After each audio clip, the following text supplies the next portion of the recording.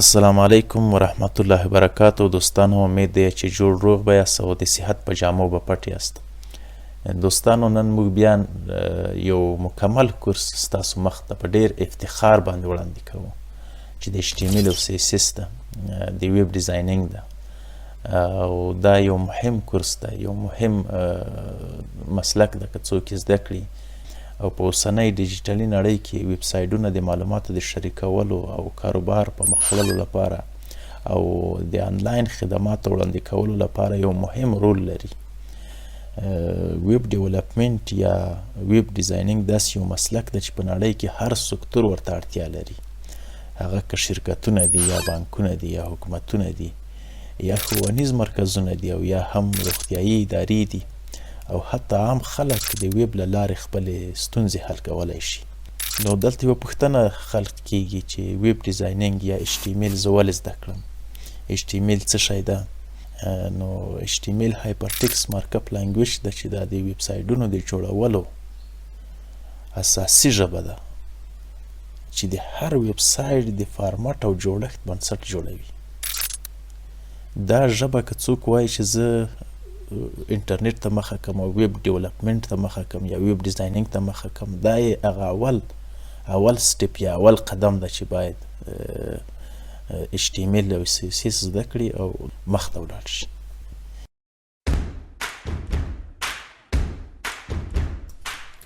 اوس راځو دې ته چې د ویب ډیزاینینګ د شروع کولو لپاره موږ څه ته ضرورت لرو. اول خو تاسې باید یو کمپیوټر ولرئ، هغه که لپټاپ وي که ډسکټاپ وي، دا فرق نه کوي او مشخصات هم دومره لوړ که نه یې هم هیڅ فرق نه کوي. دا یو عادي ډیزاین ده، دا داسې ډیزاین نه ده چې لوړ ګرافیک ته ضرورت ولري یا قوي پروسسر ته ضرورت ولري. نو تاسې په یو عادي کمپیوټر کې هم دا رن کولی شئ او لیکلی شئ. په موبایل او ټمپلیټو کې هم دا شونی دی چې دا کار وکړو، خو هغلته یو څه دومره معقوله نه راځي لکه په کمپیوټر کې. او په کمپیوټر کې بیا تاسو باید یو اپریټینګ سیستم ولرئ چې یا وینډوز یا لینکس یا مک اوسی، دغه اپریټینګ سیستمونه یي. نو په هغې کې بیا تاسو دوه ټولز ته ضرورت لرئ چې یو باید کود ایډیټر یي، کود پکې ولیکو، او بل د کود د ښودلو لپاره تاسو باید یو براوزر ولرئ که هر براوزر یي. نو دا نوټ پټ معمولا په هر کمپیوټر وینډوز کې شته ده. که تاسې نور نوټ پټونه یا کود ایډیټر نه لرئ، په هر وینډوز کې دا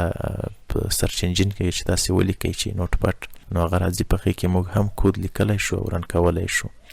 خو دلته دوه ډېر ښه ایډیټرونه دي د کود د لیکلو دپاره، هغه څخه ډېر دي، خو یو VS کود یا ویژوال سټوډیو کود ده چې دا مختلفې ژبې سپورټ کوي او دا د مایکروسافټ یو اپ ده. تاسو کولی شئ دا ډاونلوډ کړئ، کود پکې ولیکئ. نور هم داسې ایډیټرونه شته دي لکه نوټ پټ پلس پلس ده او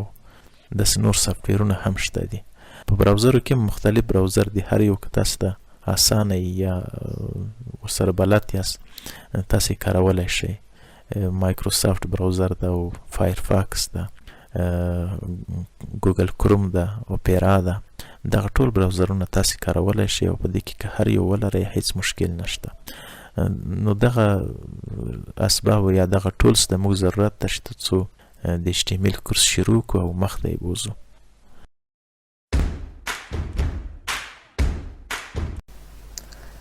راځو اوس پریکټیکل درس شروع کوو او درس د موږ د W3 سکول د کورس په اساس ده. W3 سکول یو ویب سایټ ده چې هغلته ټولې پروګرامینګ لانګویج یې په هغې ځای کې شتون لري. ما دلته یو PDF د W3 سکول د ویب سایټ څخه راټول کړی ده چې ټول د HTML کوم کانټینټ چې په W3 سکول ویب سایټ کې دي هغه هم ټول په دې PDF کې سره راټول کړي دي. ټول موضوعات چې موږ غواړو هغلته یې ووایو، نو دلته ما ټول راټول کړي دي. د دغه PDF لینک به زه تاسو ته بیا وروسته په ډسکرپشن کې پرېږدم، نو انشاءالله تاسو کولی شئ چې دا ډاونلوډ کړئ. او که تاسو غواړئ چې آنلاین یې هم تعقیب کړئ، هغلته هم تعقیب کولی شئ. هغلته به ورشئ او دلته به ورته ولیکئ چې W3 سکول HTML. په دې چې تاسو انټر کړئ دلته به هغه کورس راشي. د کورس ټول څه چې موږ دلته په ویب سایټ کې تعقیبوو هغلته ما PDF کې راټول کړي دي. تاسو آنلاین هم تعقیبولای شئ او که غواړئ چې پی ډي اف ډاونلوډ کړئ زه به ډسکرپشن کې تاسو ته د پی ډي اف د ډاونلوډ لینک پرېږدم هغلته ټول کوم موضوعات چې په دغه کورس کې دي هغلته موږ تعقیبولای شو نو دغه کورس که تاسو په دې باندې کلیک کړئ دلته ټول موضوعات د HTML او CSS چې د ویب ډیزاینینګ مربوط دي ټول دلته شتون لري په دې کې مختلفې ژبې دي د HTML او CSS نه راونیسه تر جاوا او PHP او پایتون او ډیټابیسونو پورې دلته ټول تاسو هر څه د پروګرامینګ مربوط دي هغه تاسو دلته تعقیبولای شئ او ویلای شئ خو دلته موږ فوکس صرف اوس په HTML او CSS ده په ویب ډیزاینینګ ده نو تاسو هم کولای شئ چې آنلاین یې تعقیب کړئ او هم د پی ډي اف د طریقه تاسو مخ ته ولاړ شئ نو دلته ټول موضوعات چې په دغه ویب سایټ کې دي ما په دغه HTML کې راټول کړي دي نو هیڅ هم نه دي پاتې که تاسو دا ډاونلوډ کړئ دغه ډیره بهتره لاره ده چې دغه تعقیب کړئ نو آنلاین هم خبره نه ده آنلاین هم ټول موضوعات چې په دغه ځای کې تاسو وینئ دغه د HTML مربوط ټول درسونه هر څه چې د HTML مربوط دي هغه دلته په دغه ځای کې موږ اکسس کولای شو ویلای شو دا هم ښه لار ده که تاسو غواړئ چې آنلاین کوم ځای کې پی ډي اف درسره شتون نه لري نو آنلاین هم تعقیبولای شئ او په پی ډي اف کې هم تعقیبولای شئ خو موږ راځو پی ډي اف ته او د پی ډي اف له طریقه موږ مخ ته ځو نو دلته موږ ته وایي چې what is HTML څه شی ده HTML بیا وایي چې HTML یو سټانډرډ مارک اپ لانګویج ده د ویب سایټ د صفحو د جوړولو لپاره استعمالیږي چې دا کله ویب سایټ موږ جوړوو نو دغه ژبې ته موږ ضرورت لرو چې دا باید زده کړو او په دې د ویب سایټ صفحې جوړیږي او د لاندې هم لیکلي دي چې HTML stand for hypertext markup language دا سټاند یا دا معنا یې دا ده چې hypertext markup language ده hypertext کوم لینکونه چې تاسو کې وینئ او په هغې باندې کلیک کوئ له یوې صفحې بلې صفحې ته بیایي دې ته ټولو ته hypertext وایي او مارکپ چې د هغه فارمټ شوی کود د HTML ده نو بیا وایي چې HTML describe the structure of web page ګوره دلته ما مخکې هم درته ویل چې HTML چې ده یو د ویب سایټونو د جوړولو هغه اساسي ژبه ده دلته هغه structure چې کوم ده هغه په HTML باندې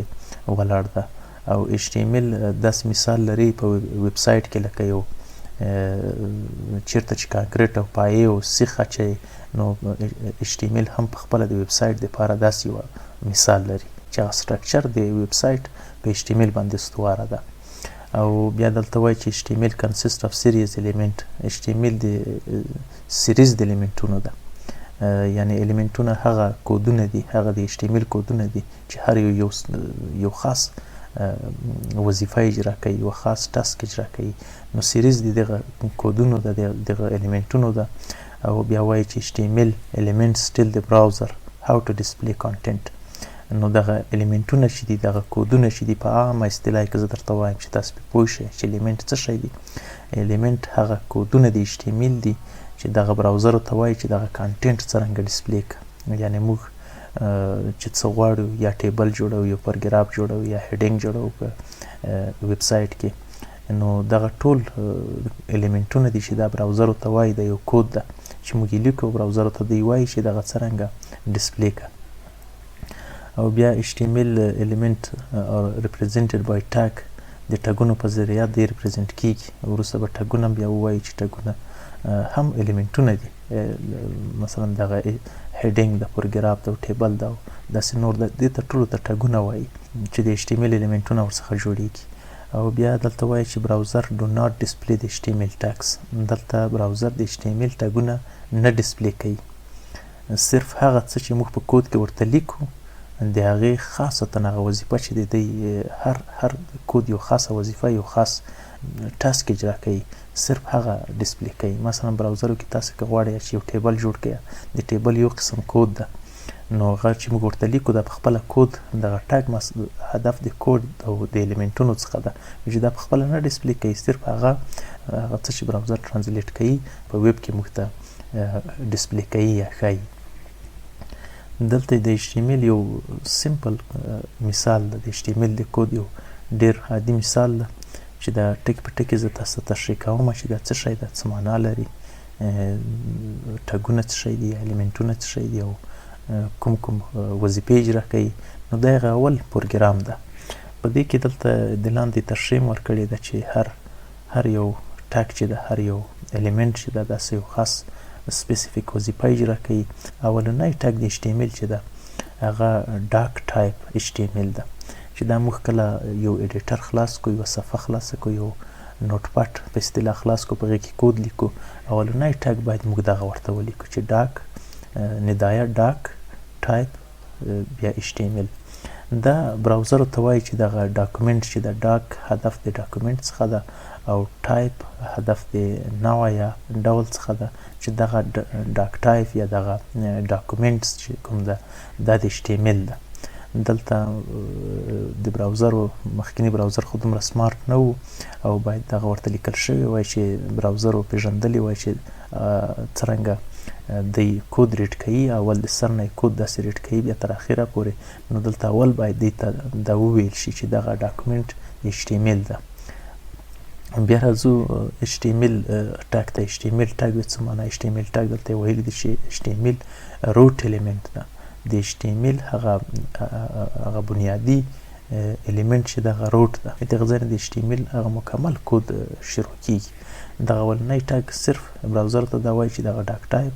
HTML ده. نو د دغه ځای نه د HTML کودونه شروع کیږي او دا بیا براوزر ترانسلیټ کوي او موږ ته ډسپلی کوي. نو HTML ټاګ د HTML روټ ټاګ ده چې په دې کې ټول د HTML مربوط ټاګونه موږ دلته لیکو، الیمنټونه یې دلته لیکو. په دې کې هیډ ده، نو هیډ هم یو داسې ټاګ ده چې په دې کې میټا ډیټا لیکو. دلته ویلي دلته چې HTML میټا ډیټا انفارمیشن اباوت د ډاکومنټ. میټا ډیټا هغه ډیټا ته ویل کیږي چې انفارمیشن اباوت انفارمیشن، معلومات د معلومات په باره کې. دین هدف دا ده چې تاسو کله یو ډاکومنټ جوړوئ، یو پروژه جوړوئ، په هغې کې داسې معلومات چې د پروژې په خپله د پروژې په باره کې نه وي، صرف د ډاکومنټس په باره کې. یو عادي مثال یې که زه تاسو ته وړاندې کړمه، لکه تاسو یو انوایس لرئ، یو انوایس ده، په دې کې د پروژې قیمت ده، هر څه یې لیکل شوي دي او په دې کې یو بل کاغذ هم په دې انوایس باندې ضمیمه ده. په هغې ورقه کې د انوایس په باره کې معلومات دي، د خپلې پروژې په باره کې معلومات نه دي، د انوایس په باره کې معلومات. دلته هم که یو چا تاسو ته وایي چې میټا ډیټا څه معنی؟ میټا ډیټا انفارمیشن اباوت انفارمیشن، یعنې دلته هم د خپلې پروژې په باره کې معلومات نه دي بلکې د ډاکومنټس په باره کې معلومات دي. مثلا دغه کومه ډیټا چې تاسو وینئ چې HTML.pdf دغه په خپله یو میټا ډیټا ده، دا په خپله د ډاکومنټس په باره کې معلومات دي، د کتاب په باره کې نه دي. دلته وایي چې دا فارمټ PDF ده او نوم یې HTML ده. نو دغه معلوماتو ته میټا ډیټا وایي. دلته نور معلومات هم بیا راتلی شي، مثلا د دې ډاکومنټس په باره کې معلومات دي چې پیج ټایټل دلته باید موږ ولیکو، یا ادر یې څوک یا په کوم کال دا جوړه شوې ده دغه ډاکومنټس، داسې معلومات دي. او بیا هر ټاګ چې یو خلاصوو بیا یې دلته بندوو، په هغې کې والیو لیکو. نو دلته موږ هیډ خلاص کړی دی، هیډ په باره کې نور معلومات دي چې دلته موږ ټایټل ور اضافه کړی ده او نور معلومات هم ور اضافه کولی شو، بیا وروسته ووایو. او دلته هم هیډ بند کړی ده. نور تر دغه ځایه و دلته مین کانټینټ یا اصلي کانټینټ چې د HTML لیکل کېږي هغه باډۍ کې دي، چې د باډۍ ټک خلاصوو. په دې کې ټول الیمنټونه، هغه الیمنټونه چې په صفحه کې ښودل کېږي هغه ټول موږ په باډۍ کې لیکو. دلته ویلي دي چې elements د body elements contents د visible page content، هغه ټول visible content چې په HTML په صفحه کې ښکاري هغه ټول موږ په باډۍ کې لیکو. نو باډۍ هم چې خلاصه کړله، ټول معلومات دلته کوم ټاګونه چې موږ لیکو، کوم ټیبلونه چې موږ ډیفاین کوو، کوم مثلا د عکسونو یا د لینکونو دپاره یو کود لیکو، دا ټول په باډۍ کې لیکل کېږي. دلته صرف او صرف دوه ټاګونه معرفي کړي دي چې یو H1 ده او یو P ده. H1 هیډینګ ته وایي، لکه تاسې په یو اخبار کې لیدلي چې سرلیکي د اخبار، نو هغه دپاره HTML H1 ټاګ لري چې H1 ټاګ خلاصیږي او بیا دلته والیو لیکل کېږي او دلته بیا سلش بندیږي. او د پروګراف لپاره چې تاسو پروګراف په HTML کې لیکئ هغه پی ټاګ ده چې پی ټاګ خلاصیږي او دلته یو والیو لیکو او پی ټاګ دلته بندیږي او بیا وروسته باډي بندیږي او HTML او باډي چې کله بند شي د دې نه وروسته یا ویت اوټ د دې نه کود کار نه کوي باید کود ونه لیکو ټول کودونه د HTML د باډي په مابین کې لیکل کیږي او دا هم حیرانوي چې هر ټاګ چې اول خلاصیږي بیا په اخر کې بندیږي لکه دغه په اول کې خلاص شوی دی د HTML او په اخر کې بند او باډي هم په دغه ځای کې خلاصه شوې ده او دلته په اخر کې بنده شوې ده دغه د HTML یو سمپل کود و چې موږ کله په نوټ پاډ کې لیکو او بیا یې رن کوو او د HTML هغه اولنی پروګرام دغه ده نو دلته اعلان دی راځو بیا دلته وایي چې HTML tag or element name surrounded by angle brackets دغه انکل براکټس چې دي دغه د HTML ټاګونه چې دي د په ذریعہ باندې سراوندډ شوي دي او د دې په ذریعہ باندې په اصطلاح بندیږي نو دغه د HTML ټاګونه دي هغه هر یو ته ټاګ وایي او کله چې بند شي هغې ته یو الیمنټ ده نو دغه د براکټس په ذریعہ باندې خلاص شوي دي او دلته بیرته بند شوي دي اوس دلته راځو د HTML editors دغه کود چې موږ وکتلو دا نو باید د دې د پروګرام د لیکلو دپاره مخکې درته وایي چې تاسې باید یا تاسې نوټ پاډ ولرئ یا که ماک سیستم کاروئ ماک اپریټینګ سیستم کاروئ په هغې کې باید ټکس ایډیټ ولرئ چې هغه هلته شته ده نو دلته موږ ته وایي چې موږ تاسو ته دا ریکمنډ کوو چې تاسو یو سمپل نوټ پاډ کار کوئ ما مخکې درته وایي چې دلته ډېر نوټ پاډونه نور هم شته کود ایډیټر دپاره ډېر سمارټ ایډیټر دی لکه ویژوال سټوډیو کود ده نوټ پاډ پلس پلس ده او بله اټوم په نوم یو نوټ پاډ ده دغه ټول ټکس ایډیټرونه دي چې موږ یې کارولی شو خو دی دلته موږ ته وایي چې تاسو دپاره موږ باید یو سمپل تاسو د کود دپاره یو سمپل کود ټکس ایډیټر موږ تاسو ته ریکمنډ کوو چې هغه باید تاسو استعمال کړئ ځکه چې دلته د کود په لاجیک باندې تاسو پوه شئ ځینې سمارټ کود ایډیټرونه دي چې هغه په خپله کود جنریټ کوي نو هغه تاسو ځینې اکثره وخت تاسو نه پرې پوهېږئ یا د کود سره هغه ګوتې نه راوکېږي نو تاسو که غواړئ چې واقعا ښه کود زده کړئ تاسو باید په سمپل ټکس ایډیټر کې کار وکړئ نو دا داسې مثال لري لکه موږ چې ماشومان وو او په مکتب کې یا په کور کې مې موږ ته ویل وي چې تاسې په خودکار باندې خط مه لیکئ چې ختم پې صحیح نه راځي نو موږ ته پنسل راکړه او پنسل هم خط لیکو ځکه چې پنسل باندې خط ډېر ښه راتلو او په هغې وخت کې د سړي خط ډېر ښه زده کېدو نو تاسو ته هم اول ور دا ریکمنډ کوي داسې یو مثال لري نو دا یو مثال ده نو دوی دا ریکمنډ کوي دغه W3 سکول چې تاسې په سمپل ټکس ایډیټر کې کار وکړئ دلته بیا ویلي چې we believe using a simple text editor is a good way to learn HTML نو دا یوه ښه لار ده چې موږ باید په یو سمپل ټکس ایډیټر کې په یو ساده ټکس ایډیټر کې کار وکړو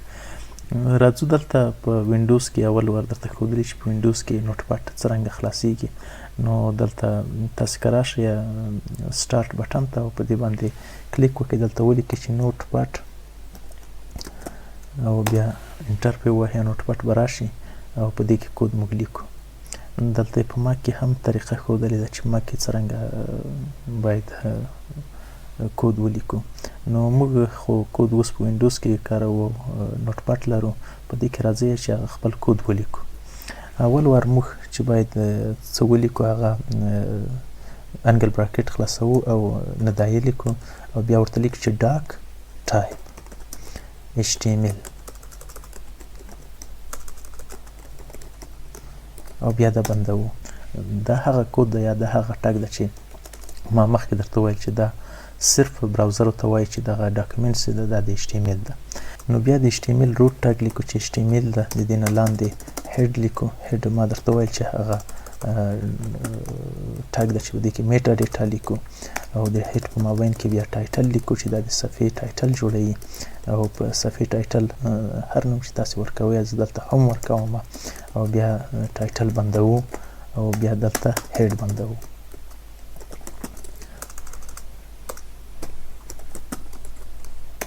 نو دا چې کله ولیکو بیا راځو باډۍ ته په باډۍ کې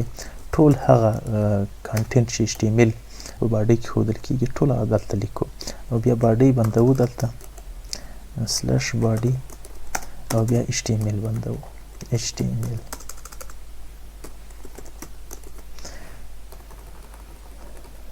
اوس غواړو موږ یو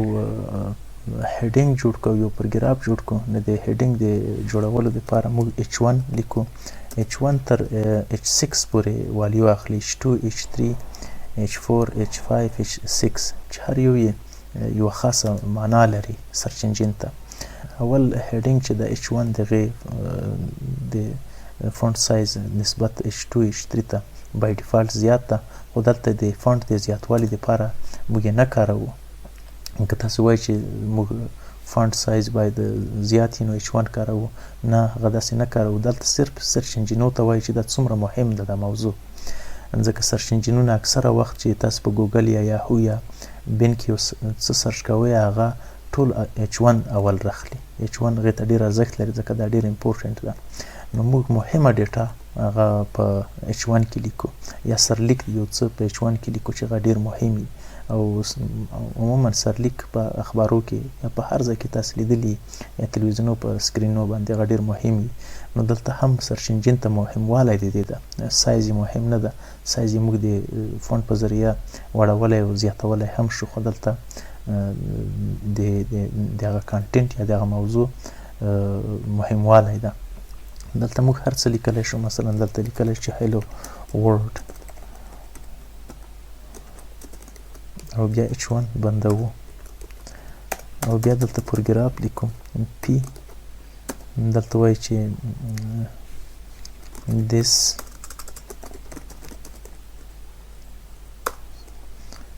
my first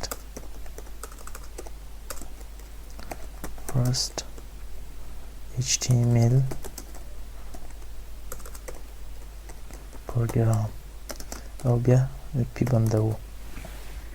نو دا اولنی پروګرام د موږ دا چې موږ ولیکو او دا باید موږ سیف کړو بیا یې رن کړو نو د سیف کولو دپاره موږ فایل ته ځو په فایل کې سیف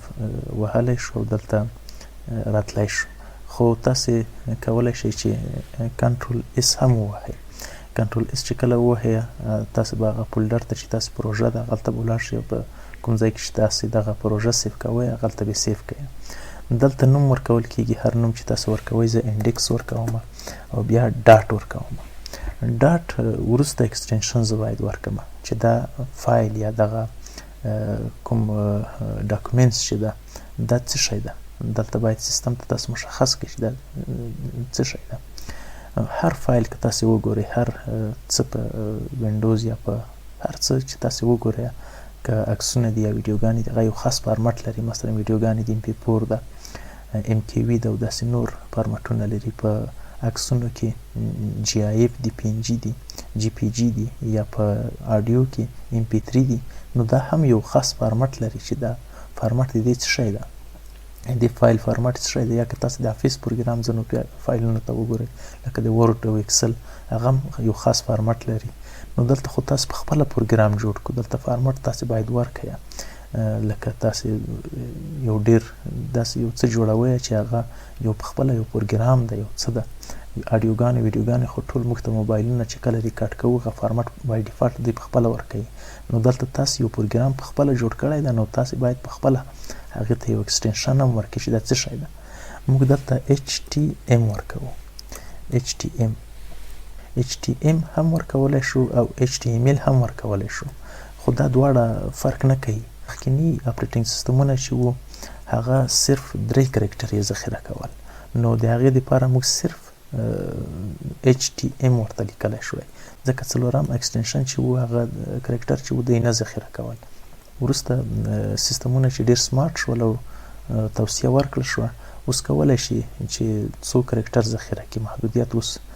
دومره نه ده پې وضع یعنې کولی شي 4 کرکټره هم ذخیره کړي او 3 هم ورکړي نو دلته موږ HTML اوس مکمل لیکو ځکه ښه ده چې هغه مکمل اکسټنشن یې ولیکو او دا هم چې کله ولیکو دلته باید موږ دغه فارمټ دی انکودینګ UTF-8 ورکو چې دغه ټول کرکټرونه چې تاسې په دغه خپله پاڼه کې یا په خپله ویب پاڼه کې هر پښتو ده که دري ده که انګلیش ده که چینایي ده که اردو ژبه لیکئ دغه فارمټ که تاسې ورته ولیکئ دا ټول سپورټ کوي.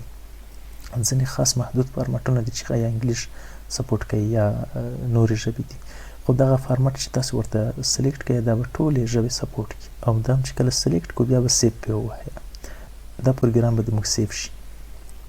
او دا چې کله سیف شو د دې د رن لپاره باید موږ ولاړ شو دغه پروګرام رن کړو. دلته اوس که تاسې ووینئ دغه پروګرام چې موږ ولیکو د انډکس په نوم ده او دلته بای ډیفالټ د ما په کروم براوزر کې خلاص شوی نو تاسو ته شاید دغه براوزر را نشي یا نور براوزرونه هم را نشي تاسو ته به وایي چې دا په څه شي کې خلاصوئ تاسو به دلته راشئ ښی کلیک به پرې ووهئ او بیا به اوپن ویت ووهئ په اوپن ویت کې به دلته براوزرونه وګورئ دلته به تاسو د براوزرو لیست راشي احیانا که دلته رانغوئ بیا به دغه چوز انادر اپ کلیک کوئ او را به شئ دلته هم شاید راشي او که دلته هم رانغئ بیا به نور پسې وګورئ خو که دلته هم رانغئ چې ډېر احتمال لري چې په دې ځای کې راشي بیا به دا بټن پسې ووهئ او دلته چې راغلی تاسو په سیستم کې چې براوزر هر ځای انسټال یې په هغې به کلیک وکړئ هغلته به ولاړ شئ او په هغه براوزر کې به دغه فایل خلاص کړئ. دلته اوس ما په کروم کې خلاص کړو اولنی پروګرام د موږ د HTML رن شو او دلته یې موږ ته وښودل چې دا هیډینګ ده چې هلو ورډ موږ لیکلی و او بیا دلته پروګرام هم لیکلی و چې this is my first HTML پروګرام. نو د نورو درسو دپاره هم زموږ سره پاتې شئ او د HTML او CSS د ویب ډیزاینینګ کورس زموږ سره تر اخره پورې تعقیب کړئ. مننه. ښه دلته یو بل بیسیک اگزامپل بیا وړاندې کړی ده چې دلته بیا په مکرر ډول ویلي دي چې هر ډاکومنټس د HTML چې تاسې جوړوئ د هغې په سر کې باید ډاک ټایپ یا ډاکومنټ ټایپ ډیکلیر کړئ چې هغه د دې ښکارندویي کوي چې دغه ډاکومنټ چې ده دا د HTML ده او بیا وروسته د HTML ټاګ خلاصیږي HTML کې باډۍ ټاګ خلاصیږي او په باډۍ کې ټول هغه ویزیبل الیمنټ چې په صفحه کې باید وښودل شي هغه په باډۍ کې لیکل کیږي. راځو د لاندې یو عادي مثال بیا لیکلی ده او دلته یې ځینې توضیحات ورکړي دي چې د HTML headings دي چې HTML headings are defined with the H1 to H6 tags. د HTML headings چې دغه په H1 کې لیکل کیږي چې دا بیا تر شپږو پورې والیو اخلي. دلته یې ویلي چې H1 چې ده define with the most important heading تاسې که most important یو ډېر مهم heading لیکئ هغه په H1 کې لیکئ او H6 چې ده define the last important heading هغه H6 last important heading دلته ښایي. تاسې دلته یو مثال هم کتلی شئ چې دغه مثال یې ورکړی ده چې دا د H1 ده دا د H2 ده دا د H3 ده او دغسې په تدریجي ډول تر شپږو پورې راځي. بیا پروګرام ته راغلی دی چې پروګرام کې هم په HTML کې یو پروګرام چې دغه د پی په ټاګ کې لیکل کیږي چې د پی ټاګ خلاصیږي او دلته د پروګرام هغه کوم ټکسټ چې دغه لیکل کیږي او بیا پی ټاګ تړل کیږي.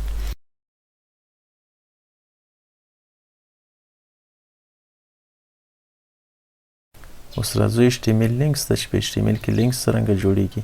تاسو په ویب سایټو کې لیدلی چې له یوه سیکشن نه بل سیکشن ته یا له یوې پاڼې بلې پاڼې ته او یا هم له یوه ویب سایټ څخه بل ویب سایټ ته تاسو د لینکو په ذریعه ځئ. HTML links are defined with the A tag. HTML links چې دغه د A په ټاګ کې ډیفاین کیږي لکه پروګرام په پی ټاګ کې کیدو یا هیډینګ په H1 کې کیدو نو دلته هم که موږ غواړو چې یو لینک جوړ کړو هغه د A په ټاګ کې کوو. بیا وروسته د href په نوم یو اټریبیوټ ورته اډ کیږي او هغه یوه خاصه والیو لري چې دلته ډیسټینیشن د ویب سایټ یا د سیکشن یا د پاڼې موږ دلته لیکو. وروسته هغه ویزیبل ډیټا لیکل کیږي چې یوزر په دې باندې کلیک کوي او هغه ډیسټینیشن ته یې بیایي او دلته د ای ټاګ باندېږي. په دې اساس باندې موږ یو لینک جوړولی شو دا یو مکمل لینک ده. دلته یې ویلي چې د href په اټریبیوټ کې موږ ډیسټینیشن د ویب سایټ یا سیکشن یا د یوې پاڼې ورکوو. Attributes are used to provide additional information about HTML elements. دا additional information provide کوي د HTML د elementونو دپاره اضافه tools یا اضافه معلومات د elementونو دپاره provide کوي تر څو هغه مشخصې وظیفې اجرا کړي. انشاءالله د اټریبیوټ په باره کې به وروسته هم خبرې وکړو خو اوس راځو دلته یو لینک جوړوو. ځو نوټ پاډ خلاصوو. په نوټ پاډ کې ورته لیکو چې ډاک ټایپ HTML ټاک خلاصو بیا د هیډ په نوم یو ټاک خلاصو چې په دې کې میټا ډیټا لیکو او دلته ټایټل لیکو ټایټل ته لینکس نوم ورکوو ټایټل بندوو دلته هیډ لیکو او وروسته بیا باډی خلاصوو باډی په دې ځای کې بندوو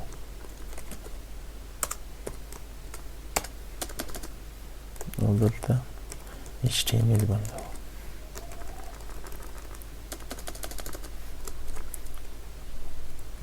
راځو د A ټاک خلاصوو دلته href لیکو مساوي ډبل کوټیشن https او بیا سلش دلته ورته لیکو چې www.google.com او دلته هغه ویزیبل ډیټا لیکو چې یوزر په دې باندې کلیک کړي د ډیسټینیشن ته یې بوځي ورته وایي چې go to google ټاګ بندوو په دې اساس باندې موږ یو لینک جوړ کړو نو دا سیف کوو او دلته د انډیکس 2 په نوم یو نوم ورکوو بیا ایکسټنشن یې HTML ورکوو اوس راځو دا خلاصوو ډبل کلیک پې کوو او دلته د ګوګل په نوم یو لینک جوړ ده که په دې باندې موږ کلیک کړو موږ به ګوګل ته بوځي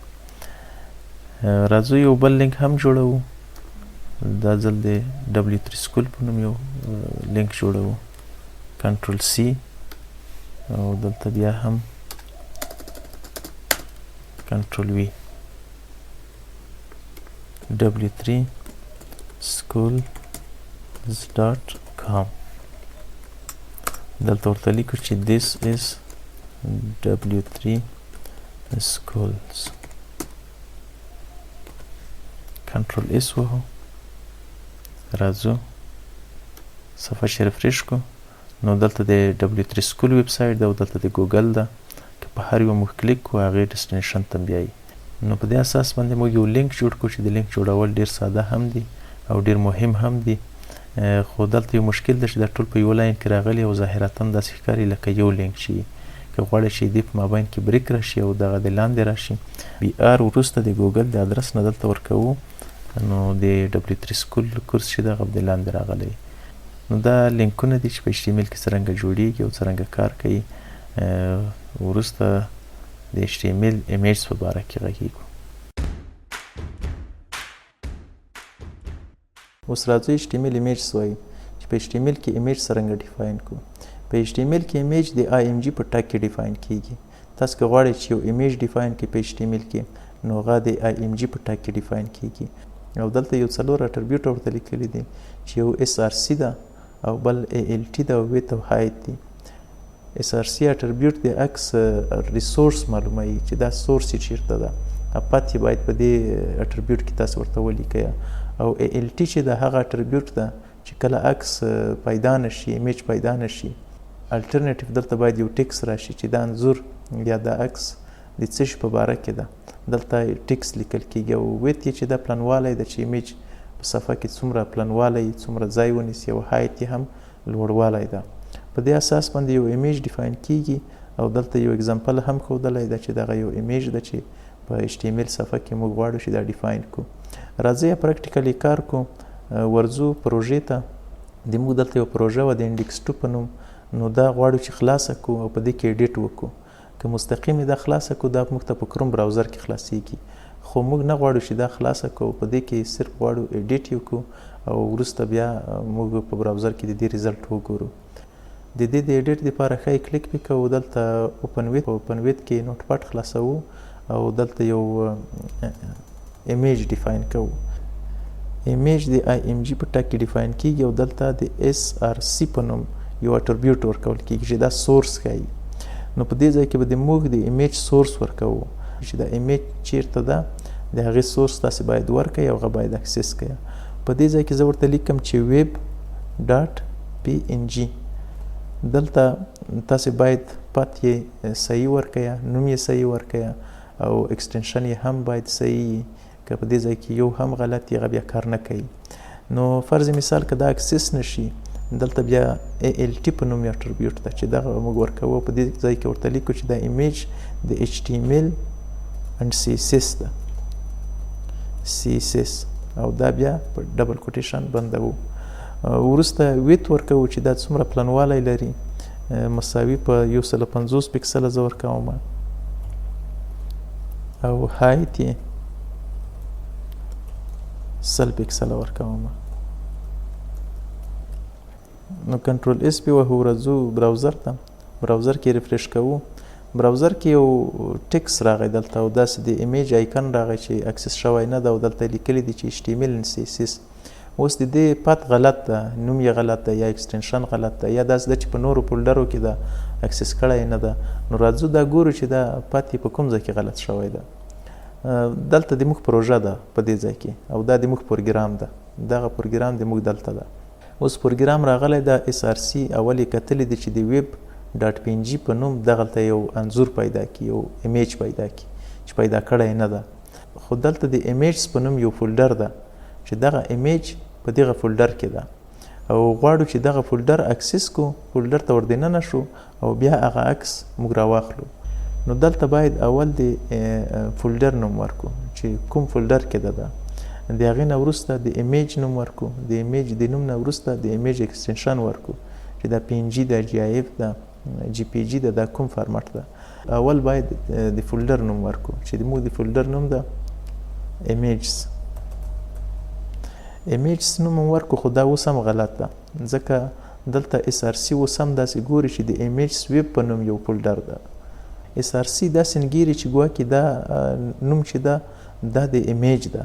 ځکه دلته ټول یو ځای لیکل شوي دي موږ که غواړو چې د ایمیج او د فولډر نوم سره بیل کو نو دلته یو سلش ورکوو نو په دې ځای کې SRC باید پوه شي چې دغه نوم چې ده دا د فولډر ده او د دې نه وروسته دا د عکس نوم ده او دا یې فارمټ ده په دې اساس باندې اوس ایرور نه ورکوي او کنټرول اس وهو دا سیف کوو او راځو بیا براوزر ته براوزر بیا ریفریش کوو کله چې موږ براوزر ریفریش کوو اوس هغه عکس د موږ چې دغه اکسس شو او په HTML صفحه کې دلته راغی نو دغه د عکس راوستلو صفحې ته چې څرنګه عکس راځي او هایت او ویت یې څومره وي هغه ټول ورته تعیین کړل دغه ابتدایي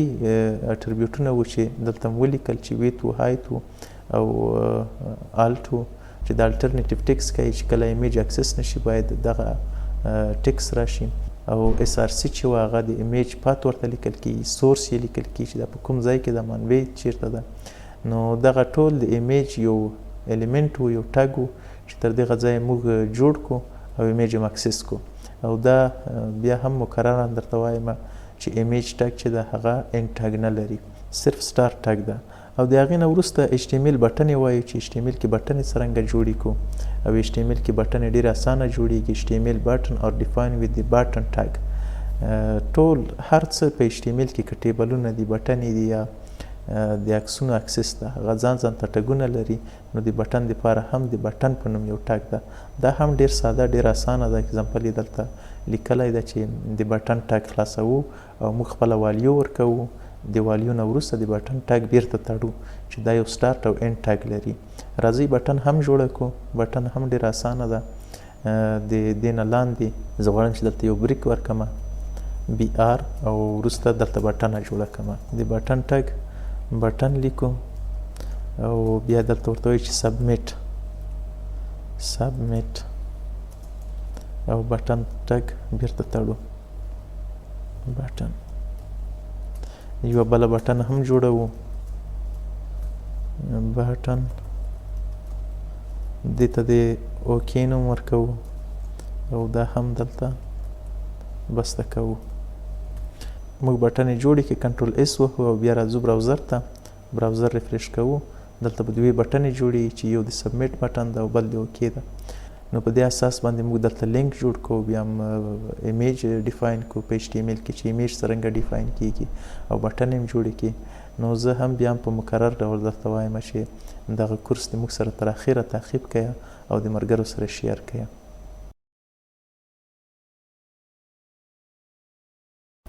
HTML لیست اوس راځو په HTML کې لیست وایي چې HTML کې لیست شی دي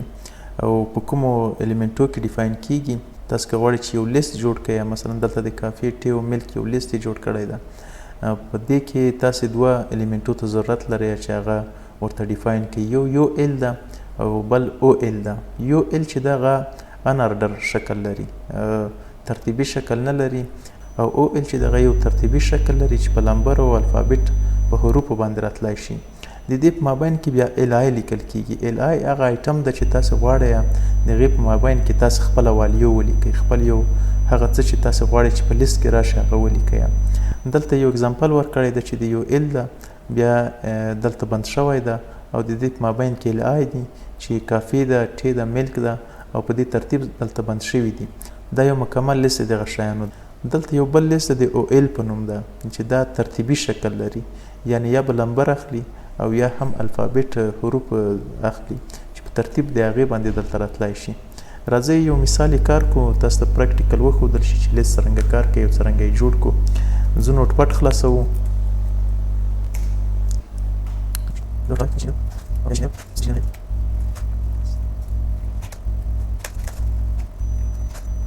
دلته راځو یو کمنټ ورکوو. کمنټ هغه څه دي چې تاسې که غواړئ چې یو کود ولیکئ او د هغې په باره کې یو معلومات ورکړئ یا چې صرف ریډیبل د تاسو دپاره وي، HTML صفحه کې رانه شي. دلته ورته وایي چې ان آرډر لیست، ان آرډر لیست او بیا دلته په دې شکل بندېږي. ده اول ان آرډر لیست لیکو، دلته یو ال لیکو، یو ال بیا یو ال بندوو، دلته یو ال او په یو ال کې دلته ال آی لیکو. ال آی بیا دلته دا ال آی چې ده دا آیټم ده. اولنی آیټم مثلا د موږ د کافي په باره کې ده چې کافي او بیا دلته ال آی بندوو. دوهم آیټم چې ده ال آی د ټي په باره کې ده نو دلته ال آی بندوو. دریم آیټم ال آی د ملک په باره کې، ملک او دلته ال آی بندوو. په دې اساس باندې موږ یو لیست جوړ کوو. دا کنټرول اس کوو، دلته ورته لیکو چې لیست ډاټ HTML. راځو دا رن کوو. تاسو که دلته وګورئ د کافي ټي او ملک په نوم یو لیست جوړ شوی ده چې دا ان آرډر ده، یعنی کوم خاص آرډر نه لري، عددي آرډرونه نه لري، 1 2 3 4 نه دي، صرف نقطې دي، بولټ نقطې دي چې تاسو وینئ او دغه د ان آرډر لیست ده. اوس راځو یو آرډر لیست جوړو چې څرنګه آرډر لیست جوړ کړو چې هغه کې په حروفو باندې یا په عددونو باندې هر څه مشخص وي. دلته مثلا 1 2 3 راغلي، هغه آرډر لیست ده چې په او ال کې جوړیږي. دلته نوټ پټ ته راځو. په دې ځای کې دا ځل ورته وایي چې آرډر لیست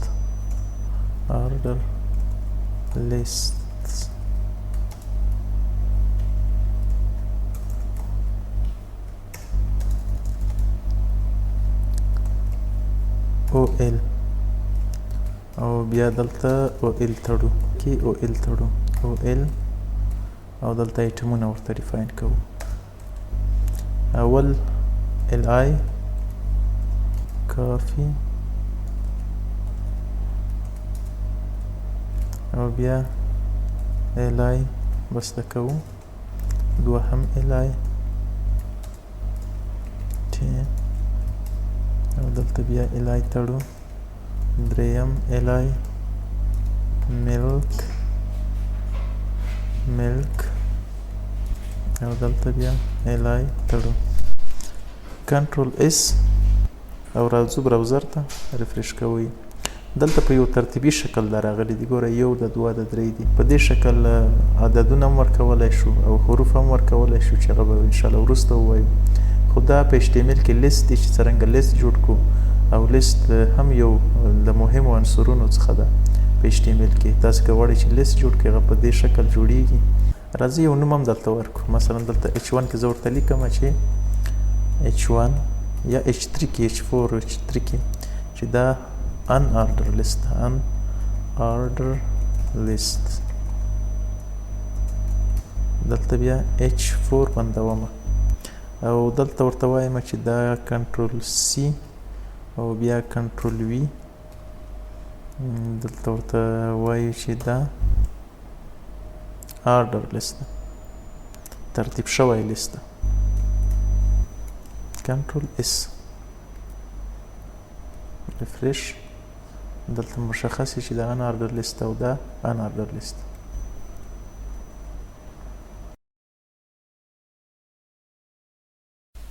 دلته اوس وایي HTML elements په HTML کې elements وایي د start او end tag په ذریعه باندې start کیږي او تړل کیږي. An HTML element usually consists of start tag and end tag. دا دوه ټاګه لري چې start tag دا او end tag دا په دې کې هغه کانټینټ لیکل کیږي چې موږ غواړو په دې ځای کې وښیو. نو په دې اساس باندې د HTML ټول ټاګونه چې جوړیږي چې هغه کانټینټ ولري. ځینې داسې ټاګونه وو چې هغې کانټینټ نه درلودل لکه BR و یا image و IMG و CHR په نوم یو بل ده. ډېر دی هغسې داسې ځینې ټاګونه شته دي چې هغه هېڅ کانټینټ نه لري start tag لري او end tag بیا نه لري. خو زیاتره داسې الیمنټونه دي چې هغه start tag او end tag لري لکه دلته start tag خلاصیږي او دلته end tag تړل کیږي بیرته او په دې ځای کې کانټینټ لیکل کیږي. دلته د P یو مثال ده چې پروګراف یې لیکلی بیا یې تړلی ده او HTML elements with no content are called empty element. کوم HTML elementونه چې کانټینټ ونه لري هغه د empty element په نوم یادیږي. یعنې داسې الیمنټونه دي چې هغه کانټینټ نه لري empty دي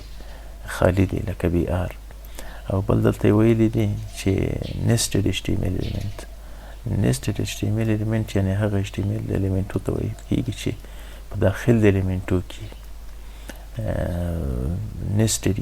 element contains element یعنې element نور الیمنټونه ولري لکه HTML چې د باډۍ لري او باډۍ چې د بیا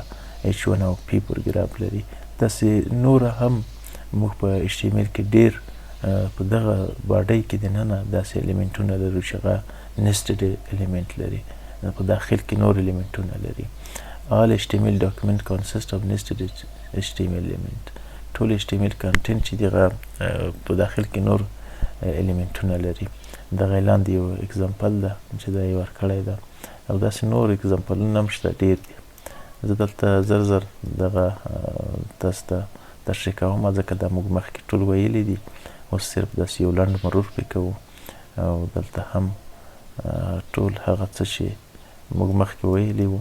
هغه دلته راغلي دي مکرر ډول. کوم څه چې ډېر مهم دي هغه ما دلته هایلایټ کړي دي او دلته به ووایو. Do not forget the end tag. د end tag ما فارګټ کوئ. ځینې براوزرونه شاید کار ورکړي څه مشکل نه وي. دلته یې د P پروګراف لیکلی ده او بند کړی نه ده. نو په ځینو مواردو کې دا کوم فرق نه کوي. دلته ویلي دي د example above work in all browser because the closing tag is considered optional. دلته close tag چې ده په دې کې optional ده. یعنې ځینې داسې ټاګونه دي چې په هغې کې اختیاري ده. هلته که ټاګ ورکوې که نه ورکوې هغلته اختیاري ده. خو په ځینو مواردو کې دا بیا تاثیر لري. لکه ځینې وخت موږ یو سټایل په یو کوم ټاګ باندې وهو یا داسې یي چې هغلته د یو ارې په شکل د یوه لیست په شکل دغه ټول پروګراف موږ ښیو او هر پروګراف ته یو لمبر بای ډیفالټ اخلي. نو هلته ځینې وخت ژبې یا جاواسکریپټ دا نشي ټیک کولی چې دا کومه پی ده کوم ځای کې بنده ده کوم ځای کې خلاصه ده. په داسې عادي پروګرامونو لکه دا اوس دی چې موږ او تاسې لیکو دومره تاثیر نه لري. خو کله چې دا د ډیټابیس سره کنیکټ شي او د ژبو سره کنیکټ شي خپل تاثیر بیا ښایي. دلته یې ویلي دي never rely on this یعنې په دې باندې تکیه مه کوئ. شاید تاسو ته داسې یو unexpected result وښیي څه چې تاسو غواړئ چې هغه result وښیي هغه تاسو ته نه ښیي او یا هم ایرور وښیي. نو دا ښه نه ده چې فارګټ یې کړو یا یې پرېږدو. په دې ځای کې په هر ځای کې باید تاسې د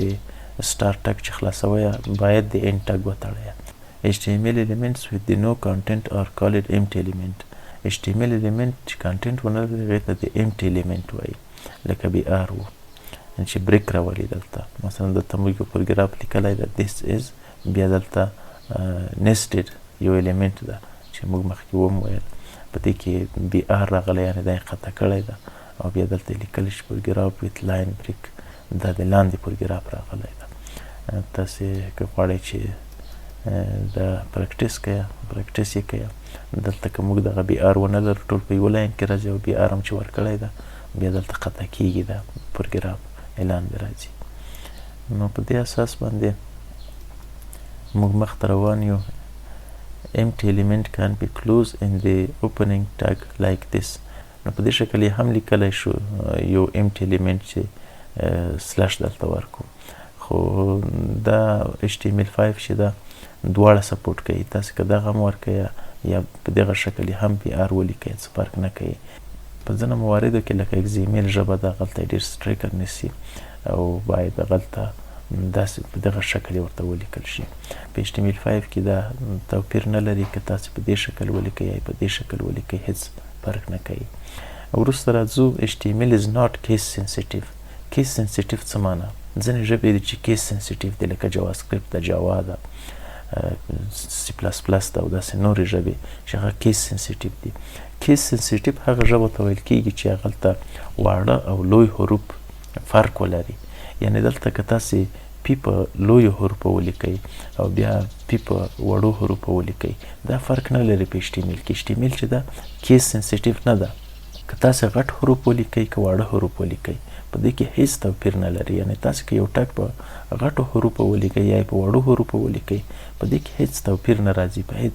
هیڅ فرق نه پکې راځي خو ځینې ژبې دي چې هغلته بیا په هغې کې فرق لري لکه جاواسکریپټ ده یا جاوا ده یا C++ ده په هغې کې که تاسې یو څه په وړو حروفو ولیکئ او هغه شی بیرته په غټو حروفو ولیکئ یا حتی یو حرف په غټو حروفو ولیکئ یا یو حرف په وړو حروفو ولیکئ دا هغې ته فرق لري په هغې کې یو خاص تاثیر لري لکه پاسورډ تاسو که په غټو یا وړو حروفو ولیکئ هغلته فرق لري خو HTML چې ده هغه کیس سنسیټیو نه ده تاسې که په غټو حروفو یو ټک خلاص کړئ یا په وړو حروفو خلاص کړئ یا په غټو حروفو سټارټ کړئ په وړو حروفو اینډ کړئ هیڅ فرق په دې کې نه لري خو دلته HTML5 چې ده د دې سټنډرډ چې دغه دواړه سپورټ کوي یعنې څه فرق نه کوي مطلب او W3 سکول موږ ته دا ریکمنډ کوي دا موږ ته توصیه کوي یا دا موږ ته وایي چې تاسو واړه حروف په HTML کې استعمال کړئ ځکه دا د سټایل د کود سټایل باندې ډېر تاثیر لري او ځینې ژبې دي چې هغه بیا دا ډېر جدي نیسي چې هغلته باید واړه حروف استعمال کړئ لکه XHTML نو په HTML کې واړه او غټ حروف فرق نه لري خو زه تاسو ته هم دا پیشنهاد کوم چې تاسې هر څه لیکئ په HTML کې کوم ټاګونه چې خلاصوئ هغه په وړو حروفو خلاص کړئ چې دا د کود سټایل ښه راولي او ښه ریډیبل یې د ویلو دپاره ښیي او په HTML کې اکثریت کود چې لیکل کېږي هغه په وړو حروفو ده بیا وروسته HTML اتربیوټ دي HTML اتربیوټ مخکې ما هم وویل چې اتربیوټ provide additional information about HTML elements دا اضافي معلومات تهیه کوي یا اضافي معلومات جوړوي د الیمنټونو دپاره لکه تاسو چې مخکې ځینې اتربیوټ وویل چې اشریف و ویت او هایت و SRC و دا اډیشنل انفارمیشن جوړوي یا اډیشنل انفارمیشن پرووایډ کوي دلته یې ویلي دي all HTML elements can have the attribute او attribute are always specified in the star tag دغه یوه مهمه خبره ده چې اتربیوټ چې دي هغه د سټار ټک کې سپیسیفای کیږي یعنې تاسو د اینډ په ټک کې نشئ سپیسیفای کولی هغلته یې نشئ ورکولی دا باید د سټار په ټک کې ډیفاین یا سپیسیفای شي او له دوو حصو څخه تشکیل ده چې یو نیم ده او بل والیو ده اتربیوټ به تاسې ډېر وروسته ډېر ووایي چې اتربیوټ څنګه کار کوي څومره اتربیوټ دي نو اتربیوټ یو مهم موضوع ده په HTML کې انشاءالله وروسته به په دې باندې ډېرې تفصیلي خبرې وکړو خو دلته صرف دومره ویلي دي چې اتربیوټ په کوم ځای کې ډیفاین کېږي او څه شی دي او د دوو حصو نه متشکل ده چې یو نوم ده او بل والیو ده اشریف اتربیوټ یې دلته ویلی ده موږ مخکې هم وویل چې اشریف اتربیوټ څه کار کوي هغلته ډیسټینیشن د یو ویب سایټ دلته موږ لیکلی شو او بیا SRC اټریبیوټ ویلی ده چې SRC اټریبیوټ څه کار کوي. SRC اټریبیوټ چې و هغه د ایمیج سورس یې ښودلو، د ایمیج سورس دلته ډیفاین کېدلو. نو په دې شکل هایت او ویت یې ښودلي دي او دلته یو اګزامپل ورکړی دی. الټ یې بیا ښودلی ده چې الټ څه کار کوي. الټ هغه الټرنیټیو ټکس و چې کله ایمیج اکسس نشي باید بای ډیفالټ الټ راشي. ښه دلته یو ډېر مهم اټریبیوټ ده چې د سټایل په نوم ده. سټایل کې موږ زښته ډېرې خبرې کوو او د موږ ویب ډیزاینینګ چې دغه ټول په سټایل باندې ولاړ ده. The style attribute is used to specify the styling of element like color, font, size, etc. او موږ ویلي وو چې اټریبیوټ له دوو حصو څخه تشکیل ده چې یو خپله نوم د اټریبیوټ ده او بل والیو د اټریبیوټ ده. خو سټایل داسې یو اټریبیوټ ده چې په داخل کې بیا یو پراپرټي لري. دا پراپرټي ده او دا بیا والیو ده. یعنې دلته په خپله په دوو حصو کې بیا تشکیل شوی ده. والیو یې چې یو خپله پراپرټي ده او بل والیو ده چې دلته موږ ورته لیکلی شو. مثلا دلته د پی سټایل ورکړی، بیا یې ورته ویل چې کالر یې څرنګه کریټ که، نو دا به په سره شکل د کالر به ظاهر شي. او دلته ویل شوي دي چې you will learn more about style later in this tutorial. نو CSS یو مکمله بله موضوع ده چې موږ په هغې کې په تفصیلي ډول ډېرې خبرې کوو. د ویب ډیزاینینګ یا ډیزاین ټوله حصه دغه CSS چې سټایل ده ټول یې دې ته سپارلی ده. نو د سټایل اټریبیوټ په مورد کې زه درته وایم چې سټایل یو ډېر مهم اټریبیوټ ده او په دې کې ټول ډیزاینینګ په دغه سټایل کې ده. موږ په HTML باندې چې څه ډیزاین وایو هغه په سټایل کې ده او امپلیمنټ د دغه سټایل په دریو شکلو ده چې هغه بیا وروسته انشاءالله موږ وایو. دلته صرف یو اټریبیوټ ښودلی ده چې سټایل هم یو اټریبیوټ ده. وروسته د لانګ اټریبیوټ. د language of the document can be declared in the HTML tags. موږ که غواړو چې HTML یا د موږ ډاکومنټ لانګویج یې ورته مشخصه کړو چې کوم لانګویج ده، نو دا باید د HTML په ټاګ کې ورته دلته مشخصه کړو چې دلته لانګ لیکل کېږي، دا یم اټریبیوټ ده. وروسته بیا هغه ژبه لیکل کېږي، مثلا یا پښتو وي یا فارسي وي یا انګلیسي وي. د هغې نه وروسته بیا هغه لهجه یا هغه سمت د ژبې لیکل کېږي چې د کوم ځای سمت ده یا د کوم ځای لهجه ده. که بیا راځو د ټایټل اټریبیوټ ده. دلته داسې نه غلط نشي، ټایټل یو الیمنټ ده او بل اټریبیوټ ده. الیمنټ هغه و چې موږ د هیډ په ټاګ کې لیکو. د هیډ په ټاګ کې هم لیکو. ټایټل د یوې پاڼې موږ ته ښودلو، لکه دلته HTML.pdf ده، نو هغلته موږ ورته لیکلو چې هوم یا لینکس داسې نومونه ورکول. خو یو اټریبیوټ ده، یو الیمنټ و، یو اټریبیوټ و چې په دې کې غلط نشئ. دا هم ډېر مهم اټریبیوټ ده. تاسو که غواړئ چې په یو شي باندې ماوس هاور کړئ، مثلا دلته یې د پی پروګراف خلاص کړی، بیا یې ټایټل ورکړی او دلته یې ویلي چې ایم ټول ټیپ. نو کله چې موږ په پی باندې داسې هاور وکړو، هغلته یو وړوکی ټول ټیپ راځي چې موږ هغلته والیو لیکلي او په هغې ځای کې ښکاري. د مثال په ډول زه به تاسو دلته ځینې شیان وښایم. دغه ټول ټیپ ده، دغه ساین ان. نو کله چې موږ غواړو چې په HTML کې یو داسې ټول ټیپ جوړ کړو، هغه د ټایټل په اټریبیوټ کې کېږي. ښه، دلته یې ویلي چې وي سجست یوز لاور کیس اټریبیوټ. دلته دوی پیشنهاد کړی چې تاسې لاور کیس یعنې واړه حروف اټریبیوټ استعمال کړئ. فرق نه کوي که غټ یې که که واړه، خو سجست دی دا یې چې واړه حروف باید شي. او بل یې ویلي چې وي سجست کورس اټریبیوټ والیو. تاسو کله چې یو اټریبیوټ خلاصوئ، هغه مساوي په یو والیو کوئ. نو دلته که ډبل کوټیشن ورنه کوئ، کوټیشن ورنه کوئ هم کار کوي، او که کوټیشن ورکوئ هم کار کوي. خو بهترینه لار دا ده چې تاسې باید کوټیشن ورکوئ، ځکه په ځینو ځایو کې که سپیس راشي هغلته بیا مشکل جوړوي. دلته یې ویلي sometimes is necessary to use quotation. This example will not display the title attribute correctly because it contains a space. په دې ځای کې ویلي چې دلته ضروري ده، ځکه دلته باید موږ کوټیشن ورکړو.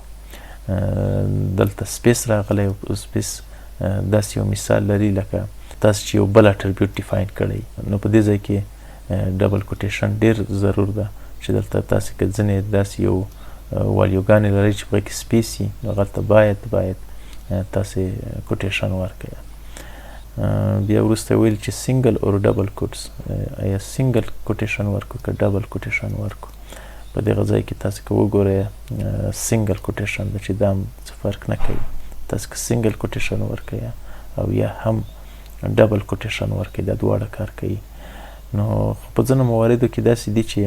تاسو که غواړئ چې یو نوم په سنګل کوټیشن کې دننه راشي مثلا یا په ډبل کوټیشن کې راشي هغې نه به وروسته سنګل کوټیشن ورکوئ یا به ډبل کوټیشن ورکوئ. دا ډېر مهم دي. تاسو که غواړئ چې مثلا دغه شارټ ګان دا په یو ډبل کوټیشن کې راشي بیا به ټول په سنګل کوټیشن کې لیکئ. سنګل کوټیشن کې چې کله ولیکئ دا په ایچ ټي ایم ایل په صفحه کې په ډبل کوټیشن کې راشي یعنې هغلته به کوټیشن هم راشي. دلته خو نه ښایي او که غواړئ چې په سنګل کوټیشن کې د یو چا تخلص یا یو مهمه موضوع راشي بیا به ټول په ډبل کوټیشن کې نیسئ او دلته به سنګل کوټیشن ورکوئ. دا د موږ د چپټر سماري ده چې موږ په دې چپټر کې کوم موضوعات ویل ایچ ټي ایم ایل الیمنټ هم ویل او د ټایټل اټریبیوټ هم ویل چې دا یو ډېر مهم اټریبیوټ و. د ټایټل اټریبیوټ تاسې ځان سره کار کوئ او د اشریف اټریبیوټ هم ویل چې دا څه کار کوي. ویت او هایت اټریبیوټ هم ویل چې سایز د یو ایمیج ښیي. د الټ اټریبیوټ هم ویل چې دا یو الټرنیټیو ټکس ښیي چې کله ایمیج اکسس نشي هغه باید راشي. او ډبلیو سکول کورس چې دغه ټول لاور کیس اټریبیوټ استعمالوي یعنې د اټریبیوټو کوم کرکټر چې دی هغه باید په وړو حروفو وي. دا دوی موږ ته سجست کوي دا ریکمنډ کوي چې باید وړ حروف وي او په ډبلیو سکول کې وي الویز کوټ اټریبیوټ والو د موږ اټریبیوټ چې دی هغه کوټ به لري هغه به کوټیشن لري.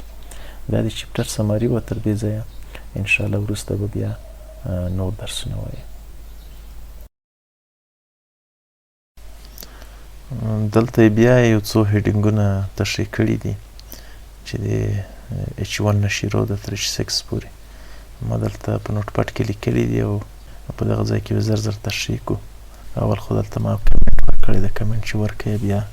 ما مخکې درته ویلي چې بیا براوزر نه لولي. دغه کودونه چې تاسو په کمنټ کې لیکلي وي بیا هېڅکله براوزر نه لولي. نو دا تر H6 پورې دغه ټګونه دي چې د H1 نه شروع دي تر H6 پورې. په دې باندې کله چې موږ دلته ریفریش کړو نو دلته به ټول راشي. او دا ما مخکې هم درته ویلي و چې دا صرف د دې دپاره نه دي چې دلته یا ټکس بولډ راشي او یا غټ راشي. د ټکس بولډوالی یا غټوالی دلته هدف نه ده. دلته امپورټنټ سرچ انجین ته دي چې سرچ انجین ته څومره مهم دي. نو دغه د هیډینګ دپاره ټګونه وو او د لاندې بیا دلته بیا هم ویلي چې headings are important. نو دلته یې ویلي دي چې use HTML heading for heading only. Don't use heading to make text big or bold. په دې هدف یې مه استعمالوئ چې تاسو ټکس یا بولډ کړئ یا یې بیګ کړئ یا یې غټ کړئ. په دې هدف نه استعمالیږي. هغه صرف په دې هدف باندې استعمالیږي چې څومره سرچ انجین ته مهم دي. نو دا هیډینګونه دي ما دلته هایلایټ کړي دي هر څه چې داسې مهم دي. او د هیډینګ سایز موږ د فونټ په سایز کې هم غټولی شو. دلته صرف هدف دا نه ده چې د هغې ټکس یا بیګ یا بولډ دا سرچ انجین ته مهم ده. د مثال په ډول زه دلته دغه شپږم هیډینګ چې ده دا ټکس یې زیاتوم. خو مخکې مې هم درته ویل چې صرف د په دې هدف یې موږ نه استعمالوو چې هغه بیګ یا بولډ وي. مثلا دلته فونټ سایز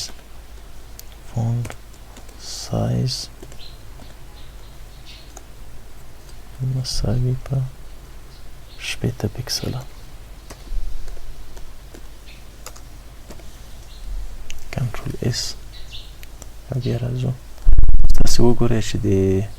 شپږم هیډینګ سایز د ټولو نه غټ ده. نو خبره دلته د غټوالي یا بولډ نه ده. دلته سرچ انجین ته تر ټولو نه مهم دغه H1 ده. هغه که په څومره وورډ فونټ باندې هم لیکل شوی. بیا راځو HTML هورزنټل رولز ته چې دا څه شی ده. په HTML کې هورزنټل رولز چې دغه په اشار کې ډیفاین کیږي او دا یو خط راولي یو موضوع ته کله چې تاسو یو موضوع تړئ او دغه د لاندې یو خط راشي دا هم په HTML کې د اشار په ټاګ کې ډیفاین کیږي دلته موږ لیکلي په دې ځای کې او دا که موږ د کمنټ نه وباسو نو براوزر کې به راشي دا صرف په دې هدف باندې استعمالیږي کله چې تاسو یو نوی سیکشن شروع کوئ مثلا د دغه ځای نه وروسته دلته یو هورایزونټل رول راغی په دغه شکل دا په اشار کې ډیفاین کیږي دلته بیا مثالونه ورکړي دي موږ هم مثالونه دلته ورکړي دي دلته هم لیکلي دي د مثال په ډول دغه H1 heading ده او بیا په دې کې horizontal rules ورته ډیفاین کړی ده چې څرنګه راځي تاسو که وګورئ this is heading 1 او this is some text او دلته رول راغلی ده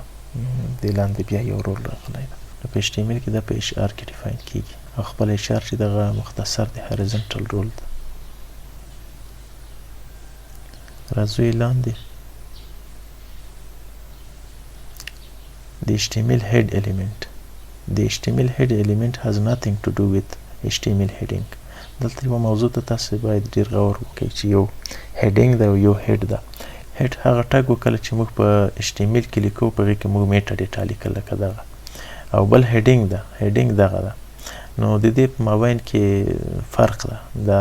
په دې معنا نه ده چې دا د heading معنا ورکړي د خپل ځان ته یو وظیفه لري یو ځان ته کارکردګي لري نو دلته هم ویلي چې HTML head element is nothing with HTML heading دا د دې سره څه کار نه لري په دې کې میټا ډیټا لیکل کیږي وایي head element داسې یو کنټینر ده چې په هغې کې موږ میټا ډیټا لیکو او head element چې ده هغه د HTML او باډۍ په مابین کې لیکل کیږي لکه دلته چې لیکلی ده چې دلته HTML ټګ خلاص ده او په دې ځای کې باډۍ ده نو په دغه موقعیت کې دا د هیډینګ ټاګ لیکل کیږي او هیډینګ ټاګ کې ټوله هغه میټا ډیټا چې موږ غواړو ولیکو که لینکونه دي یا سټایلونه پرې ووهو یا یو څه یا بل څه انشاءالله وروسته په دې اړه بیا ډېر مفصل بحث وکړو نو دلته ټوله هغه میټا ډیټا لیکل کیږي خو دا هیډ چې ده د هیډینګ سره څه ربط نه لري او د هغې سره فرق لري هغه ځان ته یو وظیفه لري دا ځان ته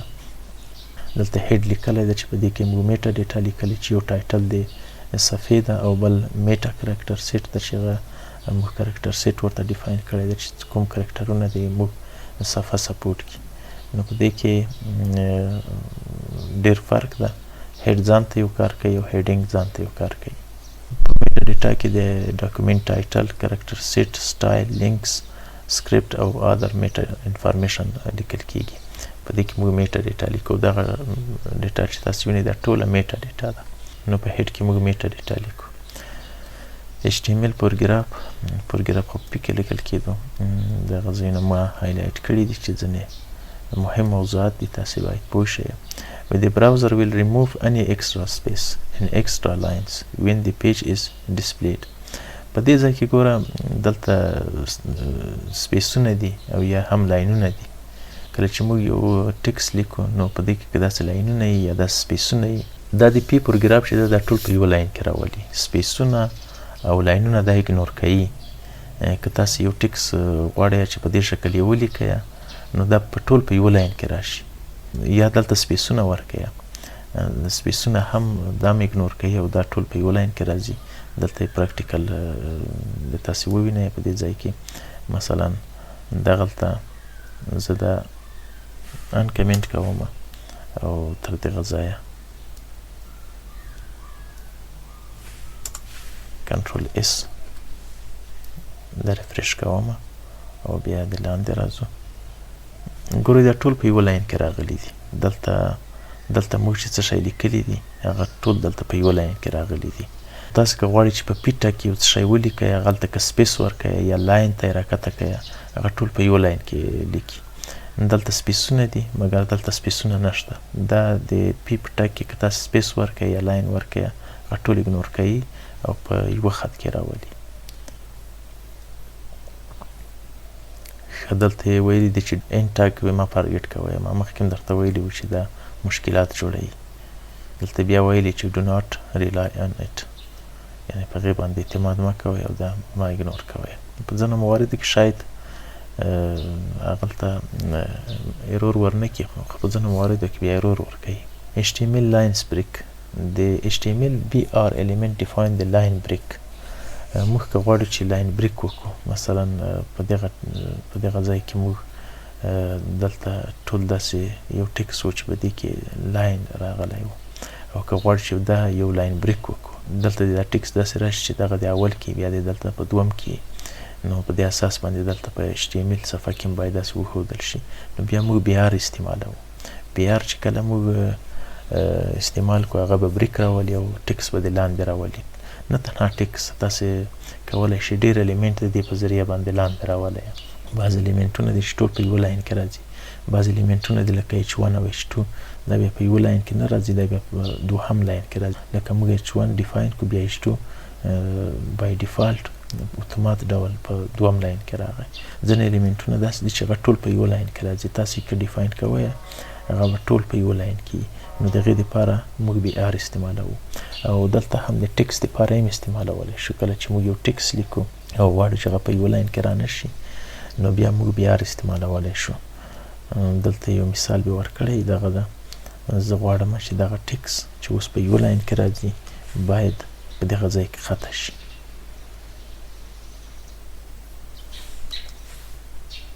کنټرول S ریفرش.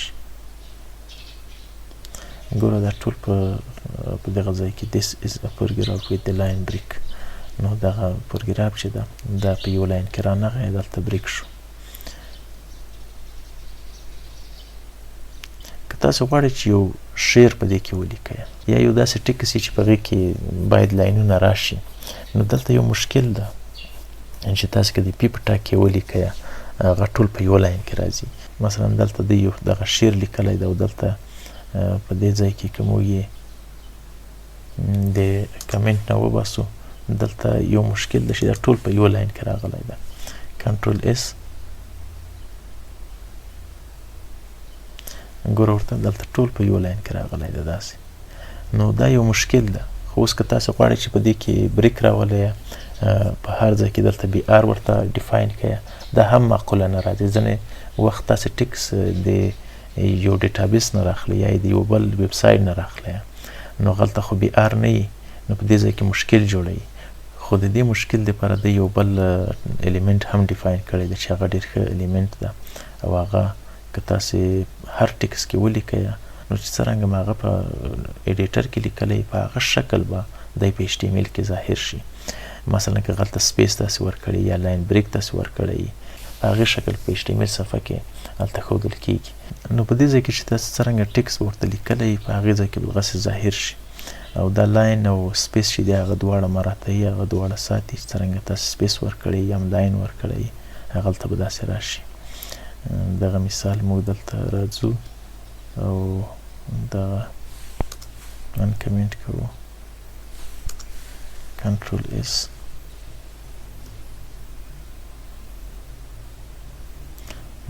په دغه شکل دغه شعر راغلی ده او څرنګه چې دلته سپیسونه دي او یا هم لاین بریک دي په هغه شکل دلته په HTML کې ظاهر شوی ده. دا ډېر مهم الیمنټ ده. تاسې که غواړئ چې داسې یوه ډیټا چې د ډیټابیس نه یا د نورو ویب سایټونو راواخلئ هغه پخپله یا پخپله HTML کې ولیکئ. هغه داسې ده چې پری فارمټ ټکس ده او په دې شکل ډېر ښه راځي.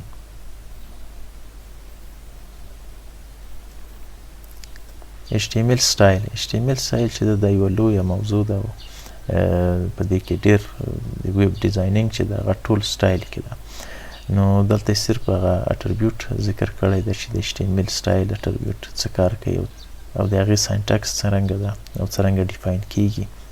که تاسو غواړئ چې یو سټایل په یو ټاګ باندې ووهئ هغه څرنګه کیږي نو دلته د سټایل اټریبیوټ خلاصیږي او سټایل اټریبیوټ کومه والیو چې د هغه د دوو حصو نه تشکیله ده چې یو پراپرټي ده او بله والیو ده. مثلا دلته که موږ ورکړو چې کالر دی یوه ټکس څرنګه یي دلته کالر ورته لیکو، دلته وروسته بیا هغې ته والیو ورکوو چې ریډ دی یا بلو یا یو څه یا بل څه. نو دا ډېرې زیاتې پراپرټۍ لري. انشاءالله په وروسته به ټول یو یو ووایو. او تاسو به په دې مورد کې ډیر پوه شئ. اوس دلته HTML بیکګراوند کلر د مثال په ډول دلته که غواړو چې یو HTML صفحې ته دغه صفحې ته یو کلر ورکړو، مکمل صفحې ته، دا د باډي په ټاګ کې موږ سټایل اټریبیوټ ډیفاین کوو او په دې ځای کې بیا بیکګراوند کلر لیکو چې بیکګراوند کلر یې څه شي، په دې ځای کې نوم لیکو، دلته یې پوډر بلو ورکړی، ریډ هم لیکلی شئ، ګرین هم لیکلی شئ، هر رنګونه چې تاسو وغواړئ هلته یې لیکلی شئ. نو زه راځم دې ته یو سټایل ورکوم، دلته به تاسو پریکټیکل وګورئ. راځم باډۍ ته، په باډۍ کې سټایل اټریبیوټ خلاصوم او دلته ورته لیکم چې بیکګراوند کلر، بیکګراوند کلر وروسته بیا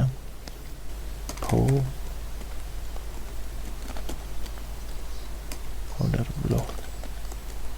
دا یو رنګ ده. په HTML کې رنګونه په نومونو هم ډیفاین کولی شو. اوس هم راځو ښه کنټرول اس وهو او بیا صفحه ریفریش کوو. د مو د صفحې بیکګراوند کلر چې دغه باید د پوډر بلو په نوم یو کلر ځان ته واخلي. نو دلته کله چې موږ صفحه ریفریش کړله د موږ ټوله صفحه چې ده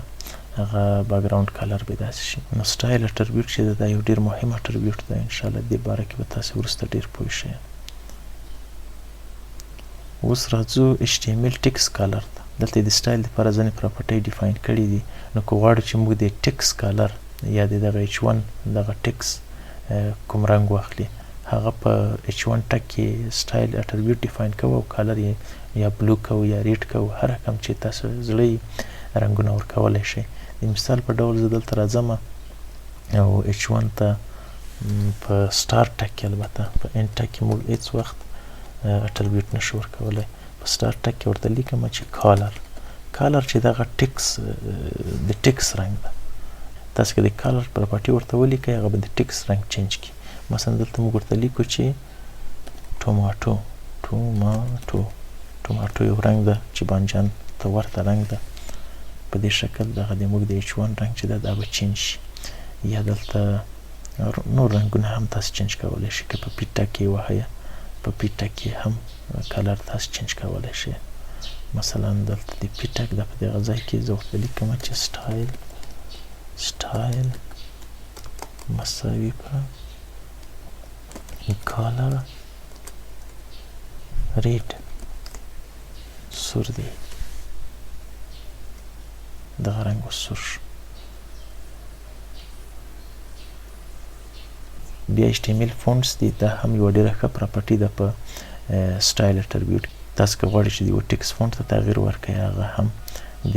فونټ فیملي په نوم یوه پراپرټي ده چې دلته تاسې د هغې نوم ورته ورکړئ او دا فونټ به تغییر وکړي. مثلا دلته اوس زه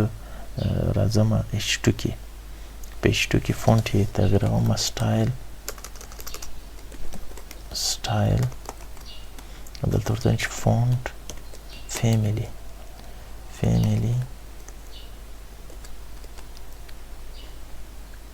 اریل زه ورکوم. اریل یو ډېر مشهور فونټ ده. کنټرول اس دې فونټ تغییر وکړو او دا ډېر ښکلی فونټ ده.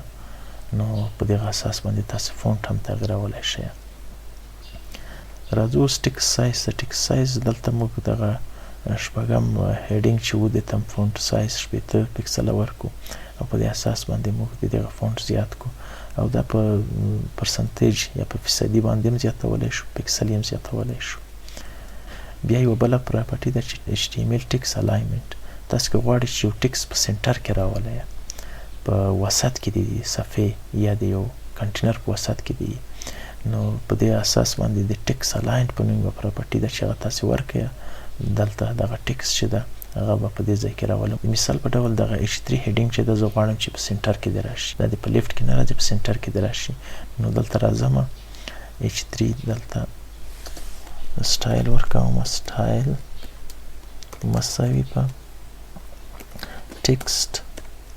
الاین مساوي په سنټر. کنټرول اس دا د صفحې په سنټر کې راغی. دا یوه ښکلې پراپرټي ده. او د موږ چپټر دغه دلته خلاص شو. دغه خلاص د چپټر دی چې په دې ځای کې موږ څه شی وویل. د دې نه وروسته بیا HTML ټکس فارمټینګ وایو چې دا وروسته خبره ده انشاءالله. اوس راځو HTML ټکس فارمټینګ ته چې په HTML کې ټکس فارمټینګ د څه اهداف په خاطر استفاده کیږي او کوم الیمنټونه دي نو دلته یې لیست کړي دي او دلته یو تعریف هم ورکړی دی چې فارمټینګ element were designed to display special type of text. یعنی دا داسې یو ډیزاین شوي الیمنټونه دي چې سپیشل ټایپ د یو ټکس ښیي. تاسو که غواړئ چې یو ټکس په یو سپیشل ټایپ کې ولیکئ نو هغه فارمټینګ الیمنټونه HTML ډیفاین کړي دي. د هغې د جملې نه دلته یې مکمل لیست ده چې د جملې څخه یې له بي څخه شروع ده، بي ده، سترانګ ده، آی ده، EM ده او دغه ټول دي انشاءالله دا یو یو وایو او وایي چې دا څه کارونه کوي او د څه اهداف په خاطر استفاده کیږي. نو دا هم یو د HTML یو مهم الیمنټونه دي چې باید زده یې کړو او دا په HTML کې کار کړو. نو دلته شروع یې موږ له بي او سترانګ څخه کوو. د HTML بي element define bold text. که تاسو غواړئ چې یو ټکس په بولډ کې ولیکئ هغه په بي کې لیکئ او without any extra importance. یعنی دا څه نور important ټکس نه امپورټنټ کوي. دا صرف تاسو که غواړئ چې یو ټکس په بولډ کې ولیکئ نو HTML داسې یو سپیسیفیک element ډیفاین کړی دی چې بي ده چې په هغې کې تاسو که ټکس ولیکئ دا بولډ کیږي. موږ دلته په مثالو کې ټول لیکلي دي او یو یو د کمنټ نه راخلو او کاروو یې. اولنی الیمنټ بي کاروو او دلته یې پیسټ کوو، د هغه ځای نه کنټرول X کوو، کټ کوو یې او دلته یې پیسټ کوو، کنټرول S او راځو براوزر ته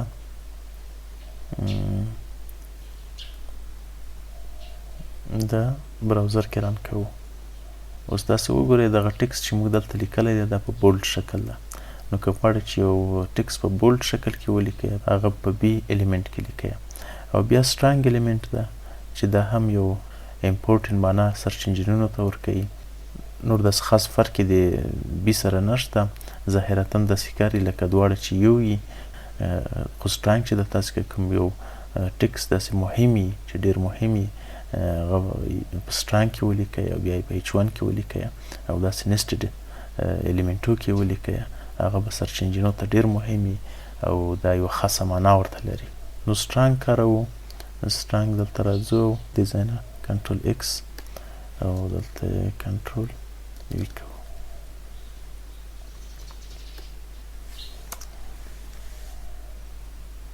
بیا ریفرش کوو. تاسو وګورئ هیڅ فرق یې د بي سره نشته، خو سترانګ ټکس چې ده هغه نسبت بي ته ډېر مهم ده او ډېر امپورټنټ ده. هر وخت تاسو یو ټکس لیکئ چې هغه ډېر امپورټنټ وي هغه به په سترانګ کې لیکئ. راځو بیا آی او EM الیمنټ ده. آی الیمنټ چې ده هغه تاسو که یو ټکس غواړئ چې په ایټالیک یعنې داسې کوږ ورته شکل یې ولیکئ نو هغه په آی کې لیکئ. کنټرول X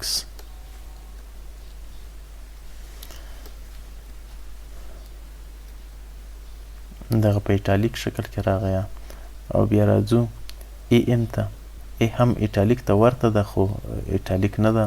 دا امفسایز کوي، یو تاکید کوي چې تاسو که غواړئ په ځینو ټکسونو تاکید دې وشي او هغلته سرچ انجینو براوزرو ته ډېر مهم وي نو باید هغه په EM کې ولیکئ. EM هم ظاهرتا داسې ښکاري لکه د آی الیمنټ داسې ایټالیک شکل ته ورته ده، ډېر امپورټنټ او ډېر قوي ده. په دغه ځای کې هېڅ فرق د دې سره نه لري خو سرچ انجینو یا براوزرو ته بیا یوه خاصه معنا لري. په دغه ځای کې ویلي دي چې سترانګ او بي چې ده دا لکه یو شان ښایي، یعنې هغه ټکس بولډ ښایي. او EM او آی چې ده هغه هم ورته یو شی ښایي، ورته یو ټکس ښایي، خو معنا د دغه بیا فرق لري. بي اینډ آی چې ده دا وایي ډیفاین بولډ ان ایټالیک ټکس، دا بولډ او ایټالیک ټکس کوي. خو سترانګ او EM چې دي دا ټکس امپورټنټ کوي، ټکس مهموالی ښیي. نو په دې ظاهرتا یې څه فرق نه کیږي، ته به وایې چې په دې کې څه فرق نشته، خو فرق یې براوزر او سرچ انجنو ته شته ده. د HTML small element define smaller text. تاسو که غواړئ چې یو ټکس د سمال راشي، وړ دې راشي، نو هغه به په سمال الیمنټ کې تاسو ډیفاین کوئ. د مثال په ډول دغه ده HTML small formatting، دا یې وړ ده. او مارک چې ده، تاسو که غواړئ چې یو څه د مارک راشي یا هایلایټ دې راشي، هغه به د مارک په الیمنټ کې تاسو ډیفاین کوئ. کنټرول ایکس.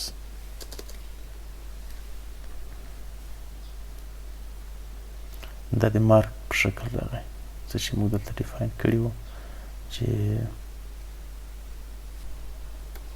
او دا هم د مارک په شکل راغی، یعنې دلته مارک شو یا هایلایټ شو. نو تاسو که غواړئ چې یو ټکس هایلایټ کړئ، مارک په الیمنټ کې نیسئ. دلته H2 ذکر کړی ده، او بیا یې په H2 کې نیسټډ الیمنټ، چې موږ مخکې مو ویل چې ځینې الیمنټونه د نورو الیمنټو په مابین کې، دلته یې بل الیمنټ ورکړی چې مارک ده، او په هغې کې یې والیو ورکړي چې والیو یې مارک په نوم والیو ده. دغه نه وروسته دا ټګ بیا بند کړی ده، او دلته یې فارمټینګ لیکلی ده، او دلته یې H2 تړلی ده. نو دا نیسټډ الیمنټونه وو چې موږ مخکې هم ویلي وو، او په دغه شکل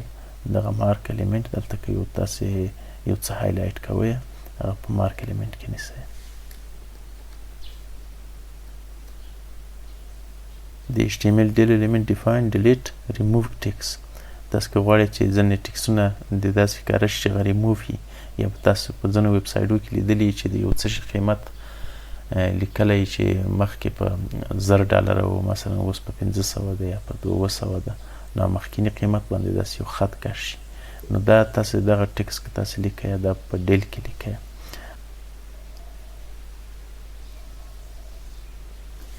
کنټرول ایکس، کنټرول وی.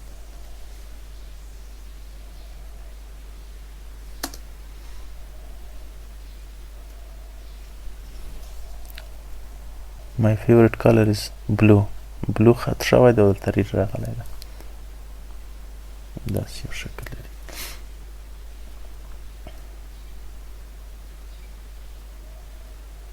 د HTML ends element define inserted added text. دا یو inserted text کوي. تاسو غواړئ چې یو شي کې داسې وکړئ چې دلته text insert شوی ده، یا یو عنوان insert شوی ده، نو هغه په ends element کې لیکئ.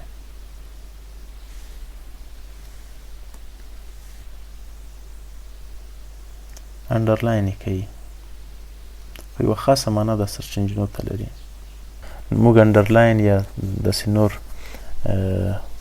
سټایلونه په سټایل اټربیوټ کې وهلی شو، خو ما مخکې هم درته ویلي چې ځینې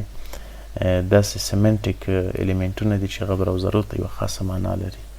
نو ښه دی چې تاسو په خپل ویب سایټ کې داسې یو څه کار کوئ چې هغه ډېر پروفیشنلي او انټرنیټ کې هغه یو خاصه معنا ولري، یو خاص مفهوم ولري. بیا راځو سب الیمنټ ته. سب الیمنټ داسې یو ټکس کوي چې هغه د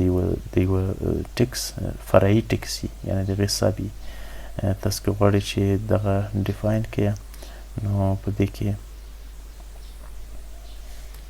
دا هم د خاصو اهدافو په خاطر استفاده کیږي. ځینې داسې دي چې ځینې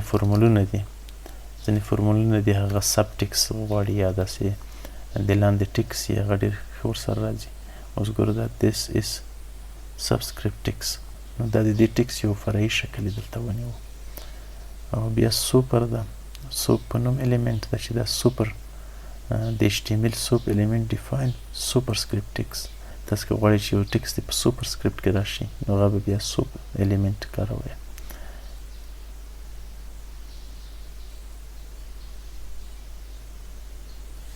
کنټرول ایکس. دا په سوپر سکرپټ کې راغی، د پورته راغی، دغه ټکس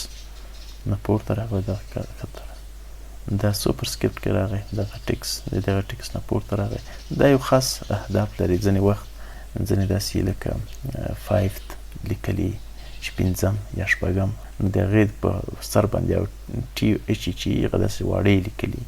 نو خاص ځایونه لري تاسو که غواړئ چې سوپر سکرپټ یا سب سکرپټ استعمال کړئ نو هغه په داسې ټګو کې لیکئ دغه ټګونه دي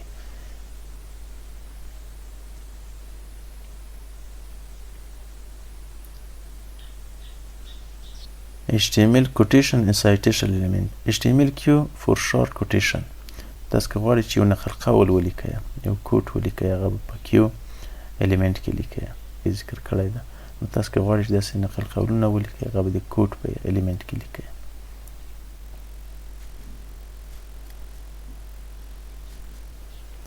کوټ چې ده دا په دغه شکل لیکل شوی ده چې دلته په کوټیشن کې هم راغلی ده په دغه واړه کوټیشن کې راغلی ده او دغه قول د دغه ځای ده او بلاک کوټ چې ده دا هم یو نقل قول ښیي تاسو که غواړئ چې د یو چا یا د یو څه نقل قول ولیکئ هغه په بلاک کوټ کې لیکئ یعنې په دې کې داسې یو څه لیکلی شي چې هغه نسبت دغه کوټ ته یو څه زیات یعنې یو سیکشن ډیفاین کوي او په د سایټ اټربیوټ کې موږ لینک د هغه بل ویب سایټ اچوو یعنې دا نقل قول چې دا کله چې موږ د بل سورس څخه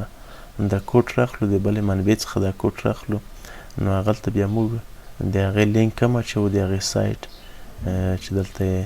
د هغې سایټ لینک اچولی ده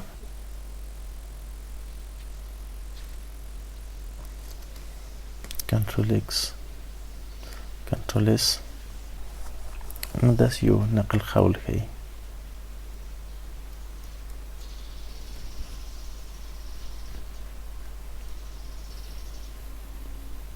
تاسو غواړئ چې د یو څه ابریویشن یا هغه اکرونیم یې چې بولي چې اختصار یي هغه ولیکئ هغه په دغه ټګ کې لیکئ نو دا ټګ دغه څه چې ډیفاین کوي مثلا دلته په ټایټل کې ورته لیکي ورلډ هیلث ارګنایزیشن نو د مثال په ډول په دې ټګ کې لیکلي چې WHO اختصار یا اکرونیم د څه شي ده د ورلډ هیلث ارګنایزیشن ده نو که اختصار د یو څه شي تاسو لیکئ هغه به په ABBR element کې لیکئ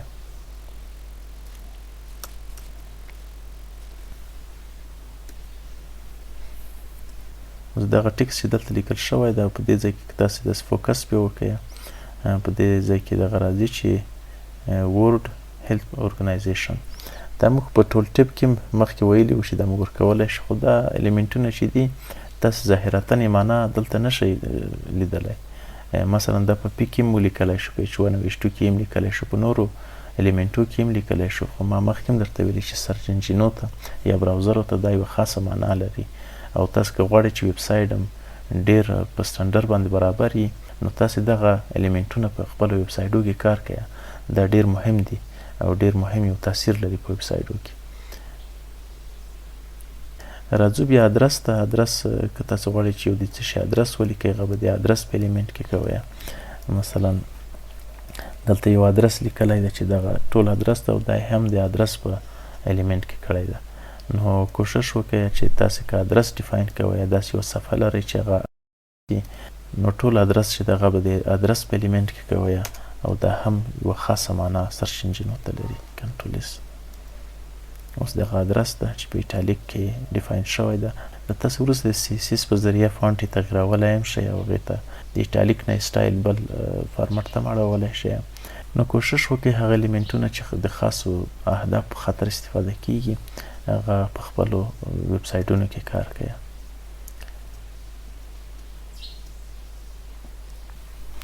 سایټ الیمنټ دا چې دا هم د یوه ورک ټایټل ښیي تاسو که غواړئ چې د یوه کار ټایټل ولیکئ هغه په سایټ الیمنټ کې لیکئ دلته به کار کوم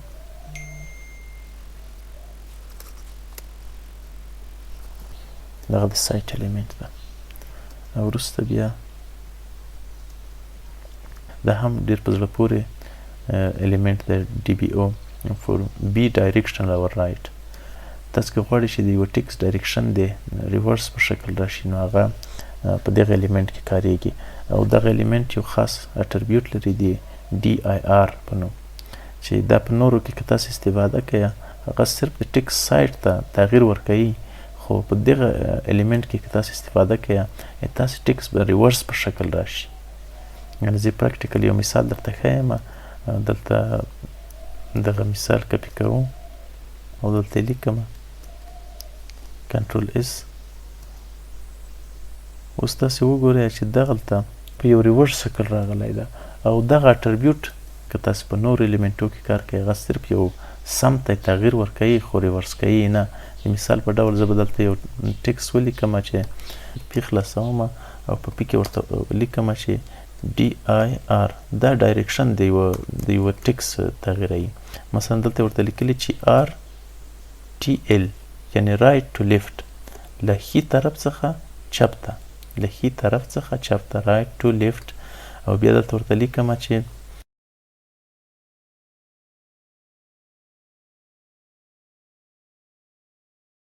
کله چې موږ دغه ډي آی آر اټربیوټ په پی کې دلته صرف سم تغییر کو یعنی د لیفټ نه رایټ ته راوستو چې دا هم ډېر کاربرد دی زیات د تاسو که غواړئ چې یو ټکس په پښتو فارسي یا په عربي کې ولیکئ هغې سمت باید د ښي طرف نه چپ طرف ته وي او په انګلیسي کې بیا د لیفټ نه رایټ طرف ته وي. نو دلته موږ ورته لیکو چې د رایټ ټو لیفټ یعنې د ښي طرف نه شروع که ټو لیفټ. خو که په ډي بي آر کې موږ ولیکو او دغه اټربیوټ کار کو دا په دې معنا ده چې ته ریورس که ده په دې معنا نه ده چې دغه سمت یې ته تغییر که له ښي طرف نه چپ طرف ته ولیکه. دلته ورته وایي چې ته ټکس بیخي ریورس که ټکس ګوره داسې یو ریورس شکل لري نو په دې ټک کې یو خاص مفهوم لري او په پی او نورو ټګونو کې دا اټربیوټ یو خاص مفهوم لري. که تاسو غواړئ چې یو ټکس دی داسې شکل راشي چې هغه ریورس وي هغه په ډي بي آر کې لیکئ او دا اټربیوټ به ورکوئ او دلته به والیو ورکوئ چې رایټ ټو لیفټ. که لیفټ ټو رایټ ورته ولیکئ ټکس بیا په خپل عادي شکل راځي. خو که دلته ورته ولیکئ چې رایټ ټو لیفټ معنا یې دا ده چې رایټ ټو لیفټ هغه بیا ریورس شکل لري. نو په دې اساس باندې موږ که غواړو چې یو ټکس ریورس کړو هغه به په دې الیمنټ کې کاروئ. HTML کمنټس کمنټونه په HTML کې یو خاص هدف په خاطر استفاده کیږي. که تاسو غواړئ چې په سورس کود کې یو کمنټ ولیکئ هغلته داسې یو یاداښت ولیکئ هغلته داسې یو څه ولیکئ چې یا کود تشریح کړي یا په خپله کود کمنټ کړي چې د براوزر په واسطه هغه ونه ویل شي نو تاسو به هغه کمنټ کوئ. او د کمنټ ساینټکس په دغه شکل ده چې دلته به ټک خلاصوئ بیا به ندایه ورکوئ او بیا به دوه هایفن علامې ورکوئ او په دې اساس تاسو به دلته خپل کوم کمنټ چې ده هر څه چې ده دلته به لیکئ او وروسته به داسې بندوئ. نو دلته چې کله بند کو په دې شکل دغه کود به براوزر نه وایي. په یوې خبرې ته تاسو باید ډېره پاملرنه وکړئ ډېر محتاط اوسئ چې په کمنټ کې تاسو یوزرنیم پاسورډ او یا داسې نور کریډینشل ونه لیکئ ځکه چې دا لیدل کیږي. تاسو که د براوزرو کې انسپیکټ اپشن ته ولاړ شئ هغلته ټول سورس کود د HTML موږ لیدلی شو. نو په HTML کې هیڅ وخت داسې کود مه لیکئ یا په کمنټو کې چې هغه سکیور وي هغه یا پاسورډ یا نور کریډینشل وي په دې کې داسې کود لیکئ چې هغه یو یاداښت وي صرف د نورو پروګرامرانو دپاره ځینې وخت یو داسې یو یاداښت دی یا یوه طریقه یي چې په دغه طریقه موږ دغه سیکشن خلاص کړی ده او دلته بند ده. لکه دلته یو کمنټ ورکړی چې رایټ یور کمنټ او په دې ځای کې کمنټ که ولیکئ هغه به هېڅکله براوزر ونه ولولي. دلته مثلا دلته زه یو کمنټ ورکوم او ورته وایم چې ټک خلاصوم او بیا په دې شکل کمنټ لیکل this is a comment کنټرول اس او دا ریفریش کوم. اوس ګوره دغه کود چې ده دا براوزرونو ریډ نه کړو او دلته صفحه کې رانغی خو که تاسې په صفحه کې دلته یو څه ولیکئ چې this is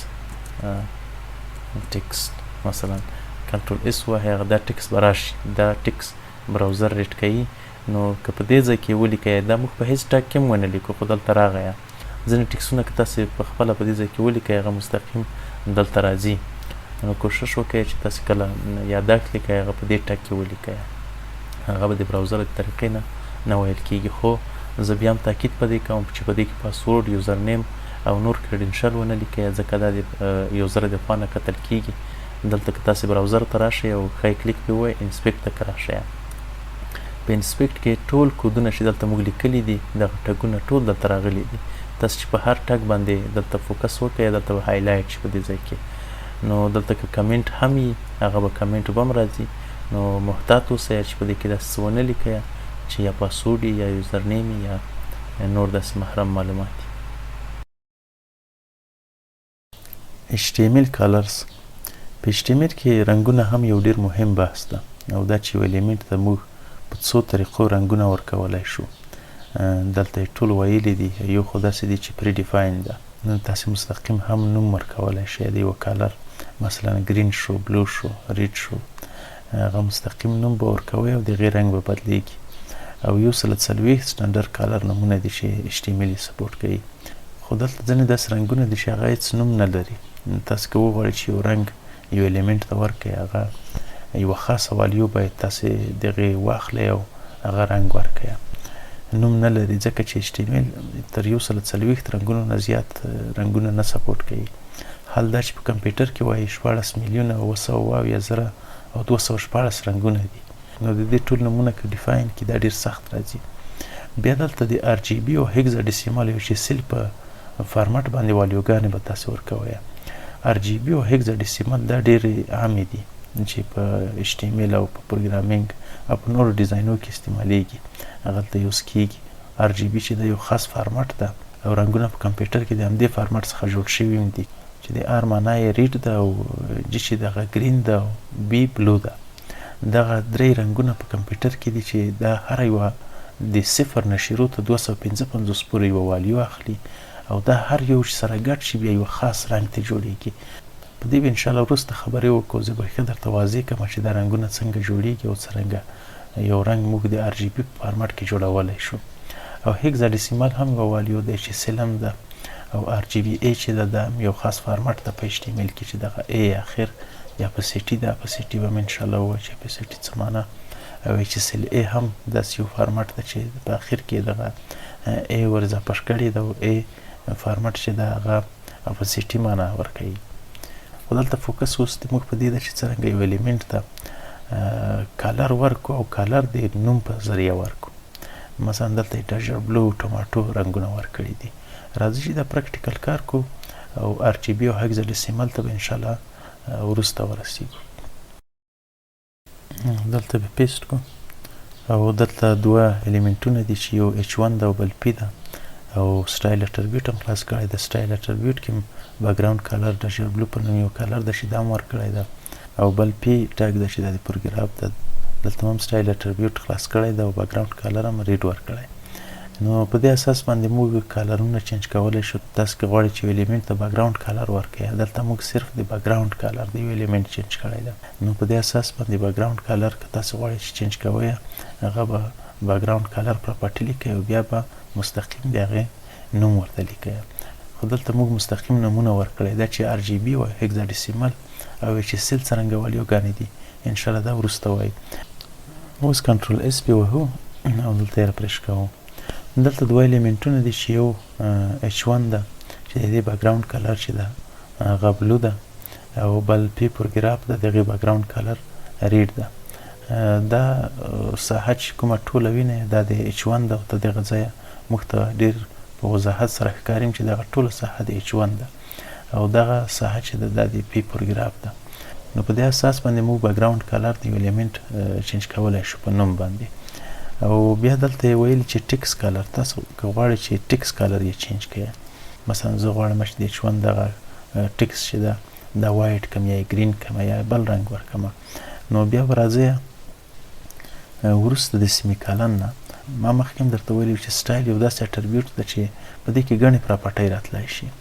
مثلا دلته موږ یوه پراپرټي ورکړه وروسته د سیمیکالن نه چې دغه ځای کې خلاصه شوې ده بله پراپرټي والیو هم ورکولی شو. دغسې نورې والیوګانې هم ورکولی شو. د مثال په ډول زه دلته اوس کالر چینج کوم.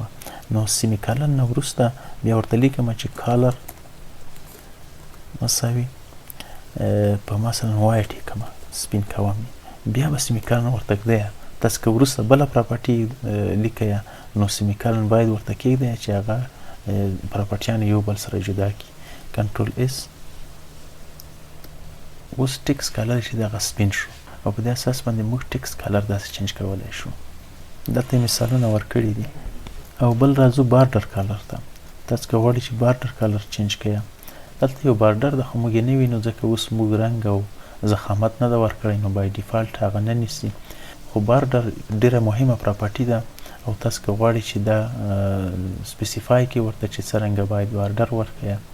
هغه د بارډر په پراپرټي کې تاسو به ولیکئ. او بارډر پراپرټي چې د درې والیوګانې غواړي. یو چې د ضخامت د بارډر ده چې څومره ضخامت باید ولري، او دوهمه والیو ټایپ د بارډر ده چې کوم نوع ټایپ وي. درېیمه والیو د کالر ده چې کوم کالر تاسو باید ورکړئ چې هغه بارډر په هغې کالر کې راشي. زه دلته راځم او پی ته یو بارډر ورکوم. نو وروسته د دې پراپرټي نه به دلته ورته ولیکم چې بارډر پراپرټي به خلاصه کړم. دلته ورته لیکم چې ضخامت یې 2 پکسله، اول ضخامت کوي، دوهم ټایپ ده چې په کوم ډول بارډر راشي. زه دلته ورته لیکم چې سالیډ دی، سالیډ یو نوع د بارډر ده. او درېیم چې د کالر ده، زه ورته وایم چې کالر یې د بلاک او بیا سمیکالن لیکم. نو دغه پراپرټي درې والیوګانې واخیستلې، یو ضخامت ده، دوهم نوع ده او درېیم رنګ ده چې په دې اساس باندې موږ یو بارډر مشخص کولی شو. کنټرول اس ریفریش. اوس که تاسو ووینئ دلته یو بارډر جوړ شوی ده، رنګ یې تور ده او ډول چې دغه سالیډ ده، داسې یو ساده شکل لري. نو بارډر په دې اساس باندې ډیفاین کیږي. که زه غواړم چې د بارډر ضخامت یو څه زیات کړم، مثلا 15 میګا پکسله یې کړم، نو هغې ضخامت به زیات شي.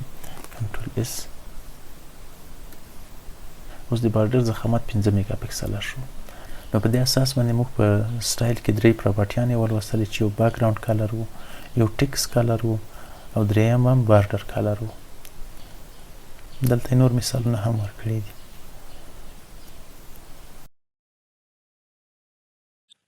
سلامونه او نیکې هیلې مې ومنئ دوستانو، امید دی چې جوړ یاست. دا ځل د RGB او هیکزاډیسیمل او HSL د والیوګانو په باره کې غږیږو چې موږ که غواړو یوه الیمنټ ته رنګ ورکړو، مخکې خو به مستقیم نوم ورکوو او دا مو وویل چې HTML 140 نومونه سپورټ کوي، هغې نه زیات نومونه نشي سپورټ کولی. نو دغه درس د دې پارټ اخرنی درس ده، بیا وروسته CSS شروع کیږي. نو دا ډېر مهم درس ده او د رنګ په باره کې ده چې موږ څنګه رنګ انتخاب کوو، څرنګه رنګ په کومه فارمټونو باندې موږ په یوه الیمنټ باندې ووهو. RGB او هیکزاډیسیمل چې دا ډېر عام فارمټ ده چې په HTML او په ټولو پروګرامینګ ژبو کې ډېر یوزیج لري. نو تاسو که غواړئ چې یو رنګ په HTML کې استعمال کړئ، یو خو دا و چې مستقیم موږ نوم ورکوو، او بل دا دی چې والیو ورکوو، هغې ته خاص فارمټونه لري لکه RGB ده، هیکزاډیسیمل ده، HSL ده او RGBA والیو ده. دا بیا وروسته انشاءالله وایو، خو دغه درې اوس په اول کې وایو، په دې باندې هم وروسته خبره کوو. زه غواړم د RGB په اړه لږ درته وغږېږم چې RGB څنګه کالر ده. R مخفف د ریډ ده، او G چې ده دا د ګرین مخفف ده، او B د بلو ده. دغه درې رنګه په کمپیوټر کې سره ګډېږي او رنګونه تشکیلوي، او هر رنګ چې دا د 0 نه نیولې تر 255 پورې به والیو اخلي. کله چې دا سره ګډ شي یو نوی رنګ تشکیلوي. راځئ زه W3 سکول ویب سایټ ته ځم او دلته یو کلر پیکر ده، دلته یو د رنګونو د جوړولو دپاره یو ټولز دی. دغه درې رنګونه دي RGB: ریډ، ګرین، بلو. کله چې د ریډ ګرین والیوګانې د 0 وي او بلو 255 وي، نو رنګ بلو کېږي، رنګ ابي رنګ نیسي، یعنې د دې والیو خپل مکزیمم حد ته رسېدلې ده او دا رنګ چې ده دا بلو شوی ده. خو که ټولې 0 شي بیا رنګ تورېږي، تور رنګ ده. او که بیا دلته 255 سور رنګ شي، دا نو دغه دوه والیوګانې چې دي دا 0 دي، او په دې اساس باندې دغه R چې ده دا 255 ده، نو دا سور شو. او که R 0 شي او ګرین 255 شي، دا رنګ چې ده دا بیا ګرین کېږي. خو که موږ غواړو چې یو نوی رنګ تشکیل کړو، یو نوی رنګ جوړ کړو، هغه دا والیوګانې مې سره ګډوو. مثلا زه غواړم چې دا 100 کړمه او دا غواړم چې دا 200 کړم. په دې اساس باندې یو نوی رنګ تشکیل شو. او ما مخکې هم درته ویل چې په HTML کې د RGB کالرونه چې دي هغه د 16,972,214 رنګونو نه تشکیل، یعنې د RGB د دغه درې کالرونه دومره کالرونه موږ جوړولی شو. ښه، اوس زه راځم دغه یو رنګ موږ انتخاب کوو، غواړم چې دا په یو الیمنټ باندې تطبیق کړو. دلته چې موږ رنګ کله انتخاب کوو ریډ هم 100 کوو ګرین هم یو نوي کوو بل هم 200 کوو موږ ته یو نوی رنګ د بنفش رنګ یې موږ ته جوړ کړو زه غواړم چې دغه رنګ په یو الیمنټ باندې تطبیق کړم او دلته یې په 300 والیوګانو کې په 300 فارمټونو کې موږ ته والیوګانې جنریټ کړي په RGB کې هم جنریټ کړه په هیکزاډیسیمل کې دغه والیو راکړه چې دا د بنفش رنګ نمایندګي کوي او په ایچ اس ایل کې دغه والیو موږ ته ورکړه زه اول راځم د RGB په شکل کې کوم فارمټ کې چې موږ ته والیو راکړې ده دا کاپي کوم او په یو الیمنټ باندې تطبیق کوم نو راځم نوټ پټ ته په نوټ پټ کې دلته موږ یو element define کړی ده دلته به ورته راشو سټایل تطبیق خلاص کو وروسته به ورته ولیکو چې کالر یې RGB فارمټ کې کړه RGB هاوس کلاس ریډ یې چې د 100 ده ګرین یې یو نوي ده او بلو یې چې د 200 ده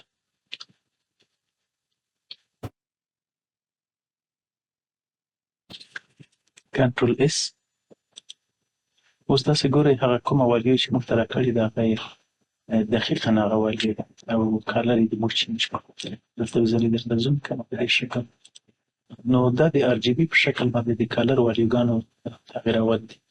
او که راځو د هیکزاډیسیمل په والیو یې تغیروو هیکزاډیسیمل کې صرف دغه والیو چې کومه موږ ته راکړې ده دا کپي کوو او وروسته بیا دلته راځو دلته سټایل تطبیق خلاصوو سټایل کالر دلته بیا مستقیم دا ورته لیکو ډبل کوټیشن کنټرول اس دا له کمنټه باسو ځکه چې کمنټ کې موږ ویلي وو چې کمنټ کې HTML جنریټ کوي دا له کمنټه باسو کنټرول اس اوس دا د هیکزاډیسیمل په شکل والیو ده چې موږ ته یې راکړې ده او تغییر یې او وروسته راځو بیا د HSL والیو فارمټ ته HSL والیو علیحده فارمټ ده چې دا هم ځینې وخت ډېر ښه تمامېدلی شي اول والیو چې اخیستل کېږي دلته یې کالر ده چې دا د 0 نه نیولې د 360 پورې دا والیو اخلي او 0 چې دغه ریډ ده 100 چې دغه ګرین ده او 240 چې دغه بلو ده سټریشن یې خالصوالی ده کالر باید څومره خالص وي دا یو فارمټ ده او دلته هم د 0 نه نیولې ته 100 پورې دا یو والیو اخلي چې 0 یې د ګري شکل لري د خړ شکل لري او 100 چې د هغه فول کالر ده یعنې یو کالر ته سټریشن یې هغه خالصوالی 100% کېږي او لایټنس چې ده هغه هم یو پرسنټیج ده چې د 0 نه نیولې تر 100 پورې دا هم والیو اخلي 0 چې د هغه بلک ده او 200 چې د هغه عادي رنګ ده او 100 چې د هغه مکمل وایټ ده سپین ده نو دا هم یو خاص فارمټ ده او دلته دغه فارمټ موږ ته راکړی ده وي تاسو که غواړئ چې په دې فارمټ کې تطبیق کوئ نو دغه فارمټ وي تاسو کاپي کوئ دغه فارمټ والیو کاپي کوو او بیا راځو دلته ورته لیکو چې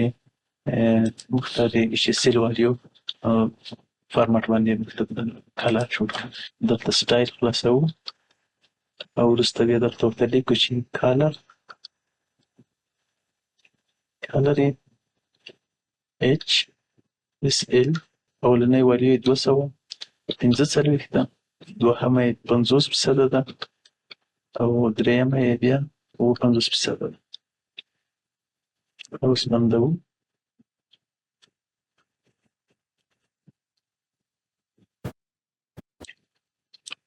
دا هم د کمنټ نه راباسو او دلته یې کاپي کوو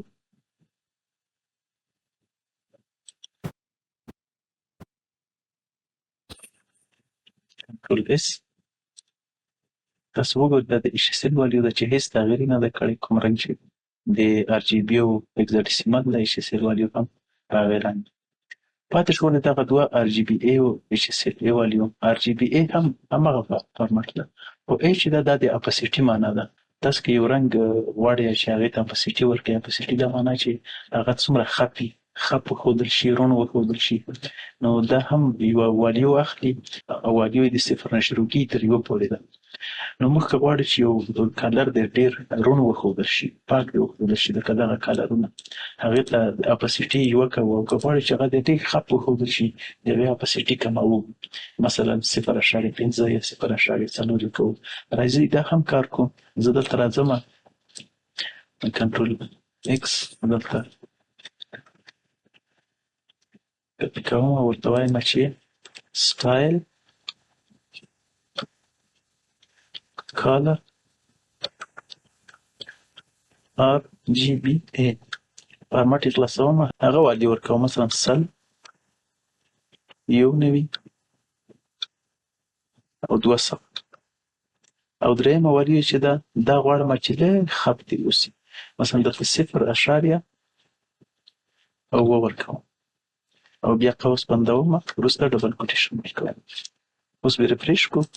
اوس تاسو د دغه والي وګورئ نسبت دغه ته خپه ده او که غواړئ چې دا نوره هم خپه شي مثلا د دې والي 3 کوو کله چې 3 شي نو ډېره به خپه شي نو دا اپاسیټي وه د دې چې کله موږ یو څه شي ته اپاسیټي ورکوو د هغې والي په هغه اندازه خپه کېږي نو دا د RGBA فارمټ و چې د اپاسیټي و اپاسیټي هغه څه ده چې د والیو خپوالی او روڼوالی کوي په دې اساس باندې چې سل A والي ورکوو که چې سل A والي هم په همدې فارمټ ورکول کېږي هېڅ تغیر نه کوي سټایل کالر HSLA او بیا HSLA والي ورکوو 200 50% او درېیمه هم 50% او درېیمه والي چې ده د اپاسیټي ده 0.0